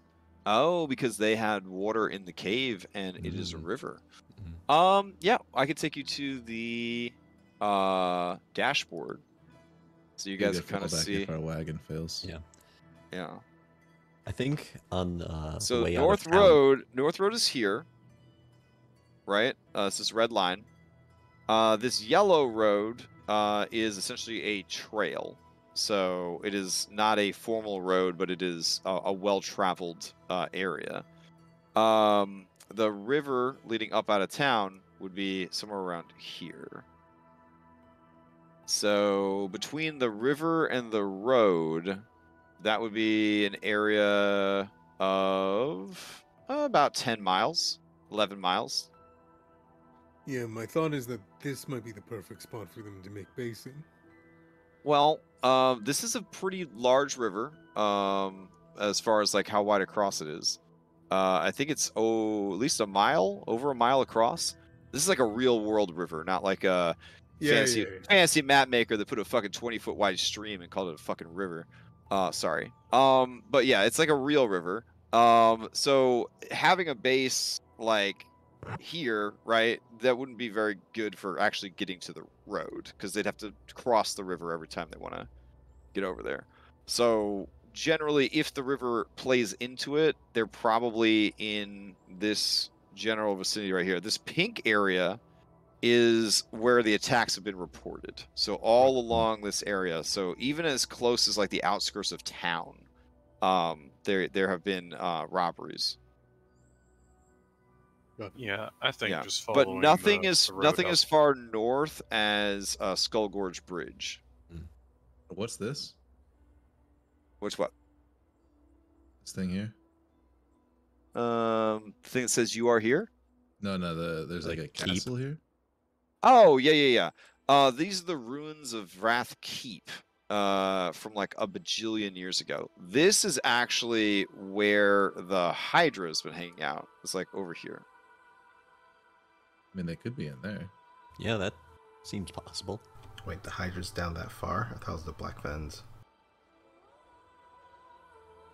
Well, the Hydra came from the Black Fens. Yeah. But it is over here is where the Hydra was last spotted. See that little copse of trees? Yeah. Right there? Yeah. Great. That's a lot closer than I thought. Yeah. Well, I think if we follow this road, we're gonna find the Furbolgs. Yeah, I think let's go that route. So for purpose of, I guess, you and us saving time, if we just need stuff off of this Sarah-den the Wise shopping fantasy list, is it cool if we just grab it off of there? All that stuff was he gave you guys that. Okay. The stuff I posted in Treasure, he's not selling you that, or right. Yeah, he had that delivered to you. Dividing it up purposes. Yeah, you guys could totally just divvy it up however you want. Yeah, that's between you guys. From the places that they were searching and finding the spores, did any of that occur in the river? Because I think we had learned some information that the river troll could have possibly have a lair underwater. It was all the river banks. It wasn't actually in the river. Okay, I'm curious to know if anyone would be wanting to go into that place to see if there's anything there, because we never did. So in fact, the red caps for the most part would not really like water that much. So you got in heavy ass boots, it's hard to swim, that kind of thing. Fair. Yeah. Not like any old school vampire stuff where like running water hurts them or they can't cross rivers or any of that shit. But yeah, those are just the areas that they have found them. There's been a couple of patches along the river, which seem to be mostly centered around and near the the guard headquarters, which used to be a dwarven fortress back in the day. And then around the sundry shop.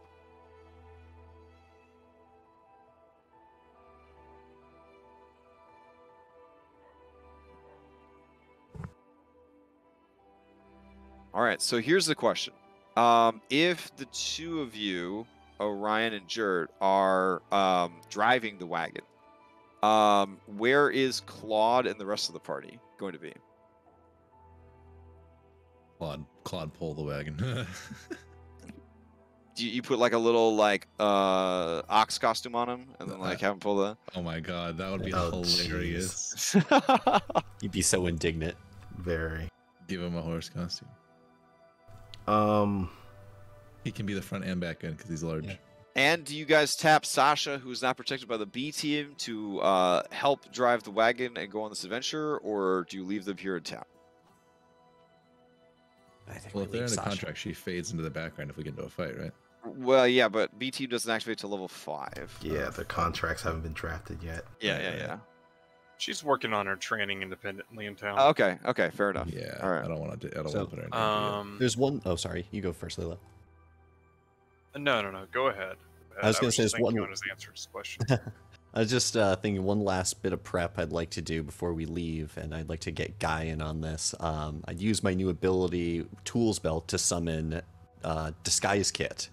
And I'd go up to Guy and be like, Guy, I'm really worried about you in encountering Fomorians. I think they're going to single you out, and I'd like to help. Because you're very pretty, Guy. You're just a very handsome man. What? Yes, I know. You're very modest too. And I try to like help him look a little bit less attractive, like give him like an awkwardly big eye that like paints over the eyelid. And I was wondering if the combination of that and woodworker's tools, I could give myself a club foot. Or the appearance of one. You want to give yourself a club foot? I mean, okay. And I would take my glass eye out of my eye socket and take the eye patch off for this mission. Oh man, just to try to be as beat up as possible. Looking grotesque, so that the Fomorians don't notice me. Maybe lower the priority. I get it. Yeah, smart. My question though, just as you're like dressing him up, I'm shoving a pillow underneath your jacket so it looks like you have a hunchback. Right. Oh jeez. Okay. My question is though, if not me or you, who do you plan on it targeting? I think that Team Nature is very capable and they can handle themselves. With the 4 of them, they'll be fine. I trust Guy. I trust Orion and Jert to handle it. I suppose. But... I mean, I can if they see me doing this, I'd be happy to start doing it for other people if they think of things they'd like changed on them to like. I mean, Jert is ruggedly handsome. I mean, it's but Guy's very pretty. Yeah, look at this guy. I mean, if I was a Fomorian, that's not Guy. No, sorry, Jert. Jert is traditionally handsome. Jert is traditionally handsome. But Jert is very Guy is bardically handsome. Yeah, like that's a no-brainer that they go after you first. Yeah, you're like a heat-seeking target basically for them. So. They'd see Layla all scarred up and like sleep deprived and nutrient deprived and trauma laden, and they'd be a lovely person. Yeah, they'd be like, "Sup, sister?" Yeah, like it'd be fine. Orion, they're just gonna see a chicken, like a Chick-fil-A nugget. Like, I was gonna say, I already know my fate at this point, so there's nothing honestly, you can do to help me. If you take him out of the equation and you take this handsome rich boy out of the equation, now you just have 2 things that they're gonna want to go after. You're gonna have traditionally handsome anime protagonists, and you're gonna have very handsome lion. I think we will have to do our best too. And those two are pretty good at taking hits, right? As long as there's not rats, it should be fine. So. Yeah. Oh my goodness. Yeah. Or, well, red caps, but those are fun. Look, guy. You and I, we're smoke and mirrors. Deception is what we do. Oh, careful. But I agree with the mirror. Smoke and mirrors. That's actually a good name for us. Anyways, you have to understand though, I have a fantastic sense of self. A very forceful personality. I don't know what it would feel like to be turned into something I'm not. But I feel like I'm more confident in myself to be able to handle that than I would be for those freaks that don't even know who they are. Bear in mind, Orion. Guy, Fomorian mutations can be permanent in some cases. It would ruin your career. I feel like I've got a good enough singing voice. Yeah, Guy, I know you do, but like, it's all about the complete package. And as your stage manager, I'm looking out for you. All right, I won't fight you on this.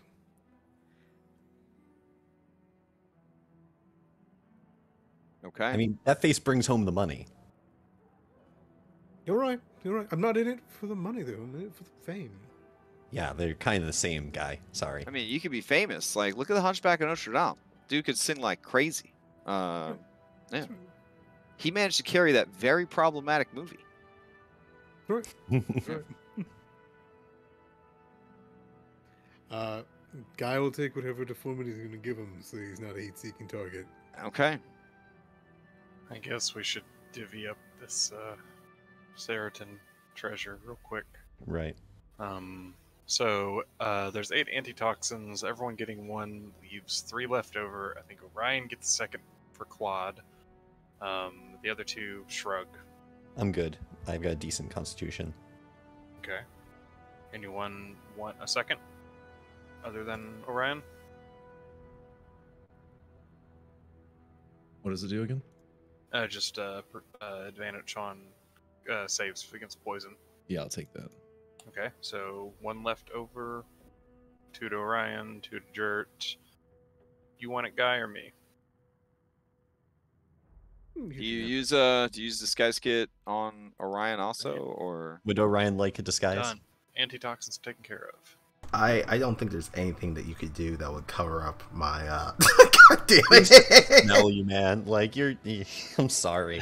Truly. Oh my Wow, God. that character art is Oh very my detailed. I don't think there's anything you could do that would. You could cover up the physical aspect, but the smell is just still gonna be there. Yeah, I give him some pats on the head and say, someday I'm gonna put spikes on your armor. yeah, even Claude, when he thinks Orion's not paying attention, will kind of lean in and just flare his nostrils at the sweet chicken nugget aroma of mouseskin. He thinks I'm not paying attention. Yeah.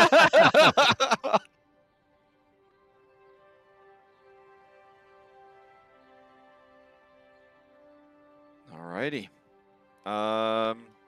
So Gosler does provide a uniform for Orion. They had a whole extra day to resize it. So it's a very like traditional like Oktoberfest like style outfit.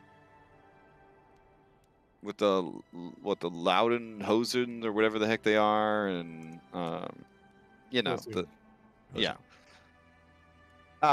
basically, where is it? Like this, but size for a mouseskin. Hold on. Oh my gosh.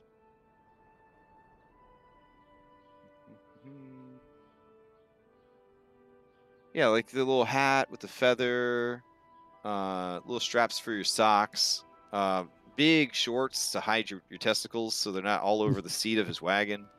Yeah. Yeah. Perfect. You look like a dude who's trying to deliver some beer. Oh man, I don't have like a pretzel necklace or anything, do I? I mean, carrying a stein on the side. You want one? I don't know. I mean, he's probably gonna want some snacks for the road. So yeah, okay, ask yeah, they give you they give you a bag of pretzels to complete the look. Oh man. All right. So who is going to be in the wagon and who is going to be hiding in the woods nearby? As I set the scene here. Sound good to me. How did I do that? Who wants the magic missile wand? Because that thing's good for anyone. There we go. Who lacks a significant ranged option? I have a 30-foot one. for cantrips. I don't know what everyone else got. Same with my axe. I have a bow and arrow, but I instinctively rely on mocking people, mind sliver, and chill touch. Barnabas got a fucking gun, so I do not have any damaging spells that are not cantrips. I think you and me are the best options for that with short range. And Guy, maybe if you want the break glass water elemental, that's fine with me. I actually would think that Barnabas could have it. Okay. I'm not big on water. Yeah, he's all fiery. That's right.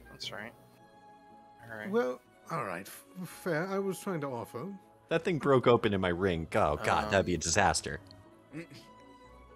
I definitely want one of the detect magic scrolls. And you need me to take invisibility so I can cast it on you? Is that the case? If you want, because I've got an open spot on my mirror magic for 2nd level. If we want to just fill it with invisibility, you can just cast it on me immediately, and I'll take it with mirror. Do you want me to do that now so we don't have to like do it in the moment, or do you want me to? We waste the scroll, but it's not a waste if you get it forever, or for as long as you keep it. You know what? I'm gonna look at mirror magicism because I just realized that invisibility is a self-cast. Oh, so it couldn't be cast on you. What? Yeah. I thought you could. You're right. It might only be a self-cast. Well, I would say invisibility. that... No, you can cast on someone else. A creature you touch. Yeah, it's a. Yeah. I doubted myself. I shouldn't have done that. No worries. And this is something that a caster needs to use. This is not something that like Orion could use for himself. No. Yeah. Okay. Yeah. So, I mean, like, I don't see a lot of advantage in me having it, but I would be happy to cast it on someone. Sure. If you want to throw it on me here for like we're like testing and prepping. Yeah. And whatever methods Sertiran's invisibility castings look like, Guy would take it over and mirror magic it. However long it took that poor Sertiran to learn how to cast invisibility, takes Guy 6 seconds or less. Poor wizards. I mean, it's not just wizards. It's not like I've spent my entire life learning how to do all these things and then found a shortcut to get to them. I get it.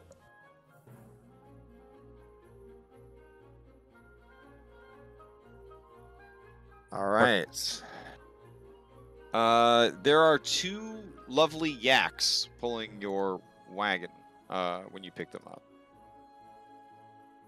I don't know. Just thought I'd mention that. Remember, Claude, you can't eat these. With my 25 movement speed, am I going to be able to keep up with the cart? Yeah. I mean, it's laden down. You don't want to like drive too hard. The roads are bumpy. Blah blah blah. You know, it'll be fine. All right. Yeah. When you see this road, and then you know that this is considered a road and the trail is considered a trail, it will give you a better sense of what you're dealing with. As far as how rural this area is compared to, say, the Sword Coast. All right. Let's see. Okay, if you guys are ready, we'll head out onto the road. So, how early do you wake up for your merchant journey? 4 a.m., 5 a.m., 6 a.m.? Do I hear 7? 7 a.m.? God, no. Oh, very, very important, Crash. Uh-huh. You know, I would like to know the weather in advance today, thank you. Oh, okay. Uh-huh. You remembered. All right, let's see. Of course, I turn on the Weather Channel every morning. Oof. It is going to be very hot today. Oh, A nice. high of 96 degrees. And late in the day, there will be a windstorm. Well, it is a good thing I just modified my armor because I And can take. that windstorm is going to be coming in at 71 miles per hour top speeds. So this is going to be a pretty rough time if you don't get out of the wind. So when it is very hot like this, if you are not taking proper precautions for the heat, or you do not have the adapted qualities of somebody that can live in a hot temperature or fire resistance, you will take non-lethal damage from heat exposure, eventually gaining exhaustion and all that nastiness. So basically, if you are out in the open and you don't have any kind of protection, you will have to start making con saves on the hour. So you kind of keep that in mind. Once you get to the forest, it's very shaded from the canopy. So this shouldn't have too much impact on gameplay because, you know, you're going to take it easy until you get there. But, Layla, knowing this, it might be best to leave the town early enough that you get to the cover of the forest before... Yeah, it sounds like, unfortunately, it's maybe even a 5 a.m. leave. Okay. Barnabas is already up. And he finishes his new armor, which has the environmental effect on it, which means I can withstand temperatures as high as 300 degrees. Oh, there you go. All right. That's kind of bananas. Like, yeah. I also have a climbing speed now, and my previously plated brigandine armor is now scaled, giving it increased AC. All right. So, you guys pick up your wagon, you head out, and you begin to ride through, because you crossed the ferry, you got in the wagon, you headed north along the road. You leave the town behind, and after many hours of travel, the day is already unbearably warm. You enter the woods and begin trundling along. There is definitely a shift when you kind of go from, you know, out and about and into the woods. Even this well-traveled edge of the Witchwood has a totally different feel to it than what you've experienced before. The day is hot. There are obviously a lot of bugs out, a lot of gnats and mosquitoes and whatnot. Those of you who are trailing behind through the woods, assuming that you have Pass Without Trace going, it's not a big deal. But without that, it is pretty miserable. So, what's the situation there? I'm assuming you don't want to try to cast it every hour on the hour because you'll burn through your slots. So, how are you keeping sight/sound of the wagon while also yourselves trying to stay out of sight of any enemies?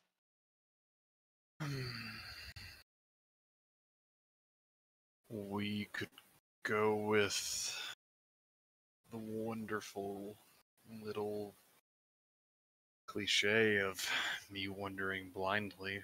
You guys helping move me along, and I sighting through flying bird or something.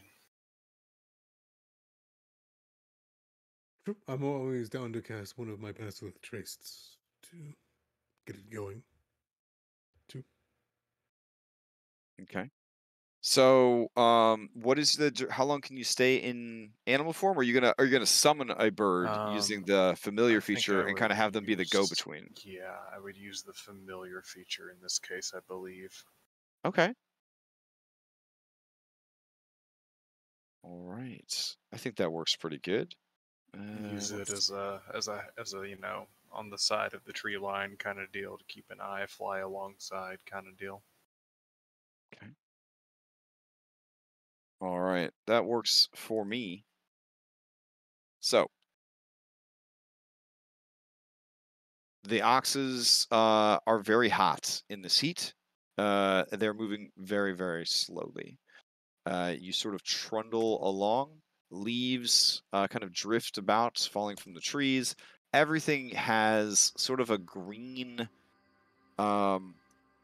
tint to it as the hot sun comes through the leaves and the canopy above and sort of like filters through those leaves and creates this sort of greenish atmosphere.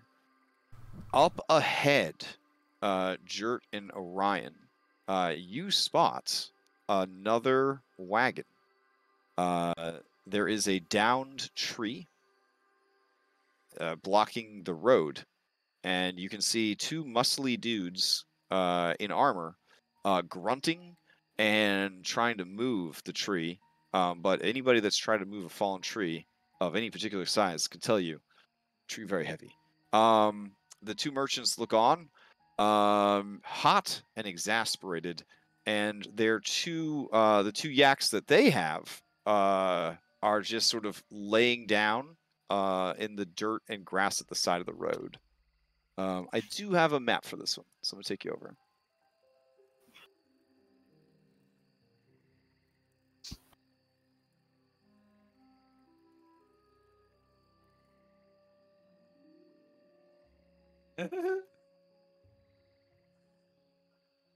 All right. So yeah, these dudes are just like grunting. They've got to be miserable in all that armor, and they're just trying to push this tree out of the way that's blocking the road, quote unquote road, for characters who have come from a more civilized area. I'm gonna vibe check the situation with a perception. All right. I'll give you advantage. Oh, sweet. I will guide. Aha. Oh wait, I'm not there.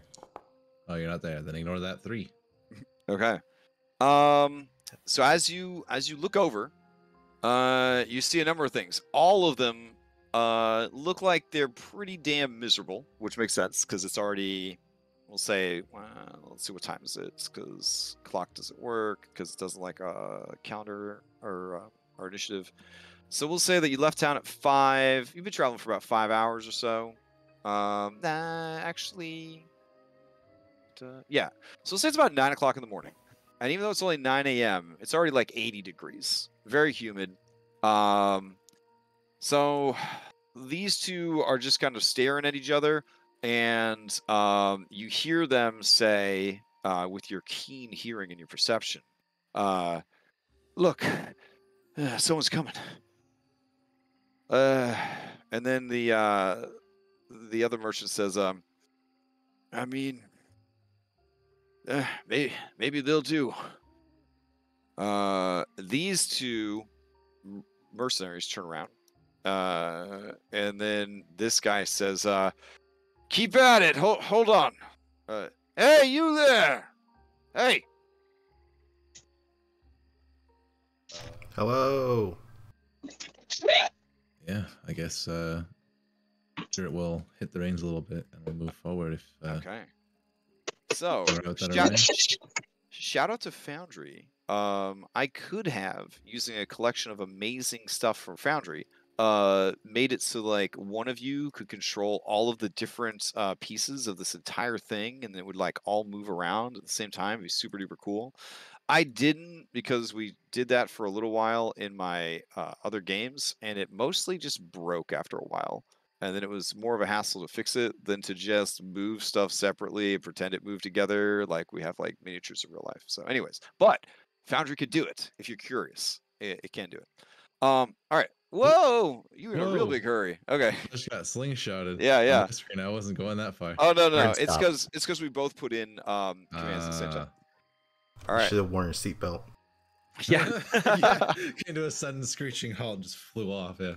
All right. So Orion, as your manservant brings the wagon up and it comes to a halt, these mercenaries stop pushing against the thing and just sort of lean against it. And then these merchants kind of step forward and say, the lady merchant says, hey, I don't suppose you could help us. These are dangerous roads, and like we need to get through here quickly, and there's this tree in the way. We can try and see what we can do. We're just gonna take a look around the surrounding tree line.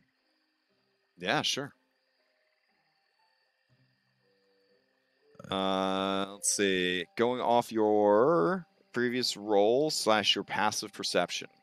Looking around, there's certainly movement in the woods, but from what you could tell, it's just ambient animals like squirrels, birds, that kind of thing. But you do notice it. It would actually be weird if there wasn't anything in the woods, because that would probably be like an apex predator was nearby. Yeah. Yeah. All right. This guy says, "What are you looking for, friend? Are they bandits?" Are there? Like the two of them look at each other and they start looking around. I mean, I heard there were. It should be fine. Yeah, let me help you. Yes. And George's gonna step forward. Mhm. Gonna put some bindings on his hands and his palms, clap his hands together, take out his axe, and just start heaving to chop this thing in half. Okay. Lady merchant says, "Ooh, muscles." And then male merchant turns to Orion and says, "Dangerous times, friend, to have only one guard. Where are you heading up north?" Hold on a second.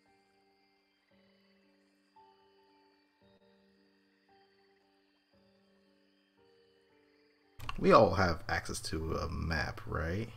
You should be able to. Did we make it a handout? I thought we made it a handout. If not, I just pulled out from Discord. We're on our way to the Old Road Inn. Delivery for them.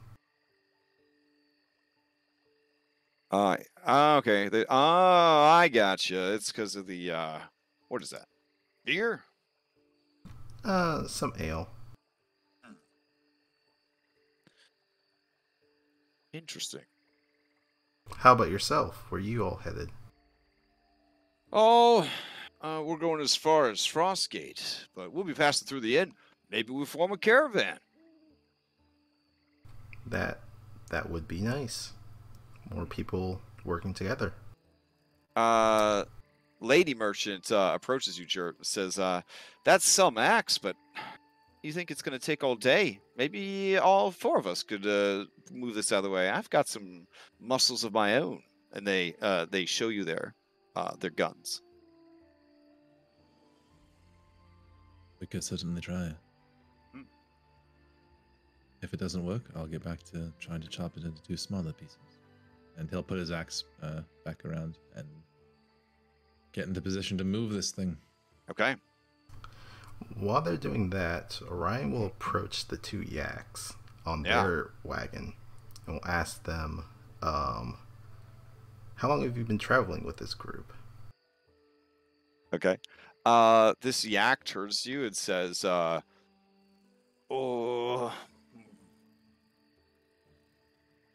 probably since they kidnapped our masters and took their place."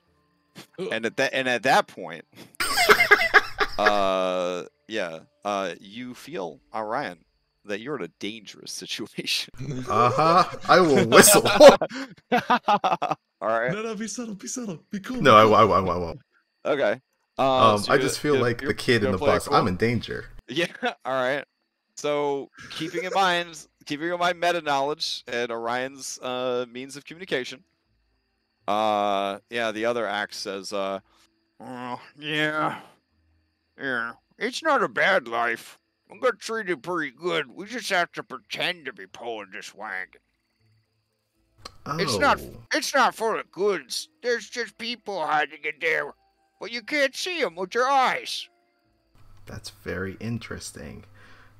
But then he also remembers that this merchant looks down at you and says, "What's going on, little guy? You talking to my yak there?"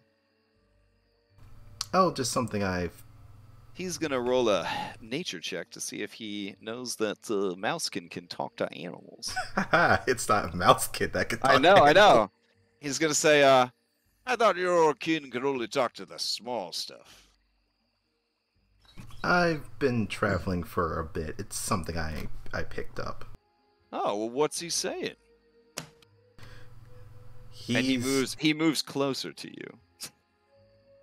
maybe, you know, if he didn't live in a 5-foot grid world, right up against you like that close talker at work. You know what I'm saying? The close talker at work. Personal space. Personal space. Speaking of personal space, yeah, they are all like, this guy's like, hey, it would be easier if we stood right next to you. And Let's do it. All right. And you guys are all, Yeah, at this point, yeah, you guys, yeah, with the 4 of you, you would definitely be able to start rolling this thing. Of course, you know, relay information of what I at least see. Yeah, they're just talking, you know, chopping down a tree, real up in his face, but, you know. Yeah. I think Orion would respond to the mail merchant. Okay. That the 2 oxes, they're just, you know, they're tired from pulling the wagon. So just wanted to make sure that they're okay. He says, it's just you and him, huh? And this ale over here. It's a hot day. Makes a man thirsty, doesn't it? You know, you did say you would be heading towards the inn. I mean, once we get there, I'm pretty sure the innkeeper would allow us to have a couple of drinks on the house. Oh, that's nice. Since you're so kind, do you want to take some shelter in my wagon while your friend helps us move that tree? It might take a while. And he stares at you. You could give me an insight because you're getting them bad vibes. I'll do you one better. I'll give you an animal.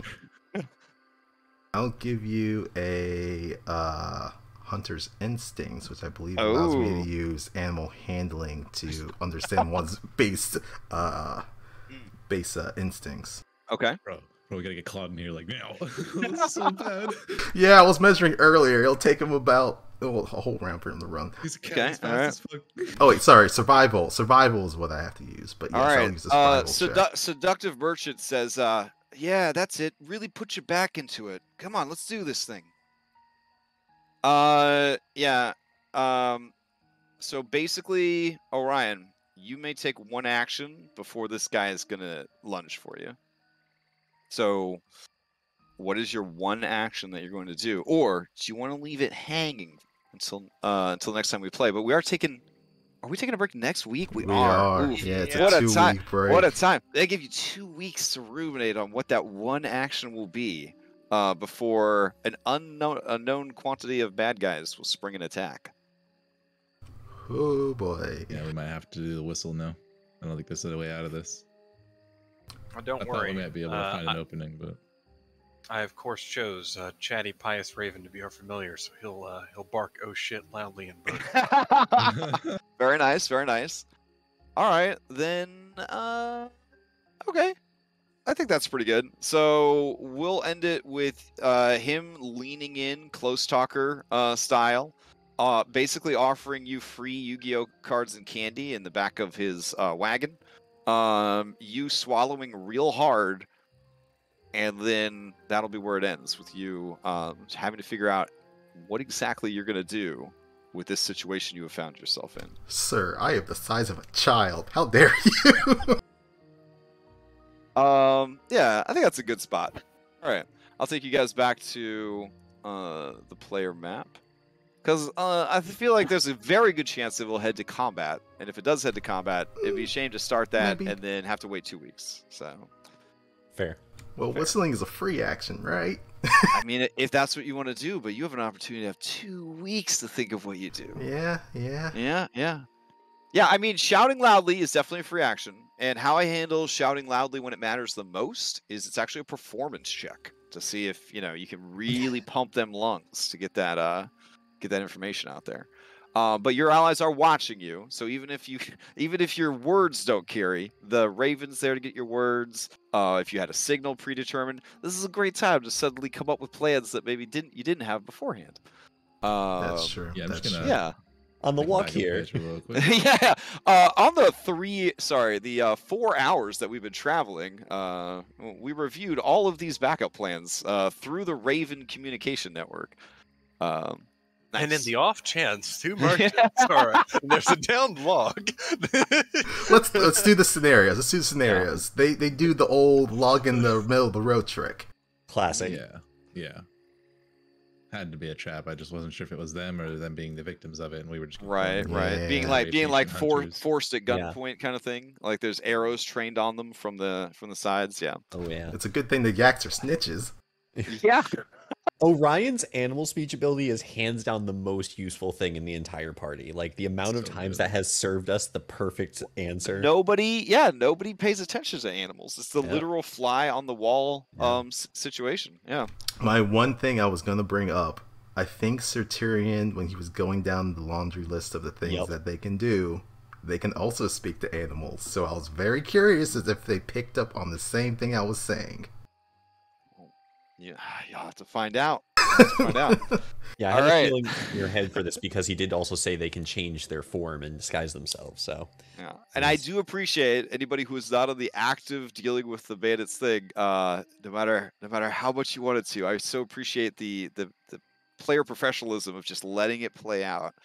As a full-time DM, when I do get to play, I very frequently have to kind of sit there and just be like, oh boy, as like the party, encounters something that I obviously know that's a Debbie Lich, but I'm gonna just go with it because my character wouldn't know. So let's see what happens. Like stuff like that is just like, but yeah, it should be cool, should be fun. So a reminder, we're not playing next week, but we're gonna play for a lot of times. And then we have a bonus game in July. Dom is running a Candlekeep game. I believe it is posted. Red has been working for months on a 6-part mini-series, a Skull and Shackles post-campaign adventure, Skulljammer. Skull and Shackles in Spelljammer setting. Yeah. So the only big change to the cast is that Terry will not be resuming the role of Annalora. They got too much going on with new house and move and all that stuff. So I'm going to step in and play a restored to life Diodario, who will be assisting his best friend, Captain Bubbles Jr., of getting out of the funk he's found himself in 5 years of sitting on the pirate throne. Oh, it's a time skip as well. Yeah. There's a lot of weird shenanigans to set up this adventure, and then it gets even weirder from there. And everybody is going to be level 16. So it's just going to be absolutely stupid. So six sessions of absolute insanity. So I'm pretty excited about it. They're keeping all their crap from the campaign, and they're level 16. I don't know how Red's gonna pull this off. Honestly, I am waiting to find out. It's gonna be pretty nuts. So very excited for that. And what else? The Patreon is a thing. All the maps I've been making, like the map you were just on, are available through my Patreon for people who are supporting through that platform. We're working on videos for Patreon. The patrons have access to my notes and whatever weird homebrew stuff I come up with. I try to post it in there. They got channels on the server where they can ask me stuff about the campaign, and I'll tell them directly what's going on, and then share the stuff that I'm using for the campaign. All of it is in the Google Docs format of a person with very, very bad ADHD, so I can't make any promises. In a way, they've sort of signed up for like a cryptologist job, right? Of like decoding like a weird cipher that is how I write my notes. But I don't know. People seem to be enjoying it so far. As someone with ADHD, it makes sense to me. Yeah. It's I know I should switch. I know I should switch to Microsoft. I know I should. I know it's better. I just can't. I can't bring myself to switch the way I'm doing it, because the way I'm doing it mostly works for me. But yeah, so I don't know. I'm happy about it. It's definitely inspired me to do more work. And I hope now that June is happening and May is over, I can really get back on track. Got some cool videos planned and some published content that I never got to finish because I spent last year moving into a new place and dealing with my day job. But now I'm getting into a position where I think I'm going to have a little bit more time to kind of pump out some of that stuff. And then people on Patreon will, of course, just get access to any of that stuff before everybody else and without having to go pick it up from like DM's Guild and stuff like that. So, so that's my little pump for the Patreon stuff. Let's see what else. If you are interested, summer's coming up. If you're interested in running a mini series on the server, you're interested in running your own game on the server, we got a fully boosted server. And we got a lot of people that are always looking for games to play. So if you want to run a game on our server and take advantage of that top tier Discord audio, contact a admin and they can help you get set up with your own channel and voice and all that kind of stuff. Also, next Friday, me, Dom Red, and Afra, who plays Hypatia on Odyssey Prime, we're going to try and play 4-player Solasta, see if we enjoy it or not. If we do, we're going to turn it into a not entirely well-scheduled stream series to kind of, play through it. I noticed that when that was brought up, a lot of people were interested. So if you are interested, it turns out there's a lot of other people that are interested in doing that as well. Solasta is one of the most faithful adaptations of the 5th edition D&D system that I've seen in a video game. Almost to a fault. Yeah, some would say it's better than Baldur's Gate 3 in so much as it's more authentic. That doesn't necessarily mean it's as good as Baldur's Gate 3. Baldur's Gate 3 made some changes to the 5th edition that were so good that they're talking about those being used in 5.5e. So, pick your poison. Also, it's probably a way cooler story. I felt like Solasta was a little stale when I played it myself, but I'm hoping that playing it with a group might be the secret ingredient to kind of play through it. And I don't know. I'd like to play D&D without anybody having to be a DM for once. And I feel like maybe that could provide that experience. So kind of excited about it as well. And Magic. Today, Baldur's Gate, Battle for Baldur's Gate, Commander stuff came out today. And let me tell you, Commander is a very fun way to play Magic the Gathering. It's very, very fun. So we may or may not have time to kind of get something going on the server using Tabletop Simulator. So kind of keep an eye out for that. I don't know if it's going to be a formal Commander night, but we're going to hopefully start having some Commander nights so that people can get together and play some Magic together on the server. So yeah, lots and lots of cool stuff happening. Summertime. Yeah. So does anybody else have any of their own announcements before we adjourn? Not an announcement, but a confirmation. Someone in chat asked, "Is that Bicycles?" I mean, there's only so many configurations of the human face before it starts. In the real world, there's 4 to 6 clones of you walking around because of how limited the human genome is. Maybe It's the metaverse. Yeah. It is the epitome of all merchants. It is the best merchant art that you could find. So maybe we'll see. All right. That's that. I guess I'll see you guys around the server. I'm gonna go probably fall asleep now. For the rest of the weekend. We'll see what happens. All right. Thanks for running. Great session. Yep. Thank you. Bye, everybody. See you guys. Peace.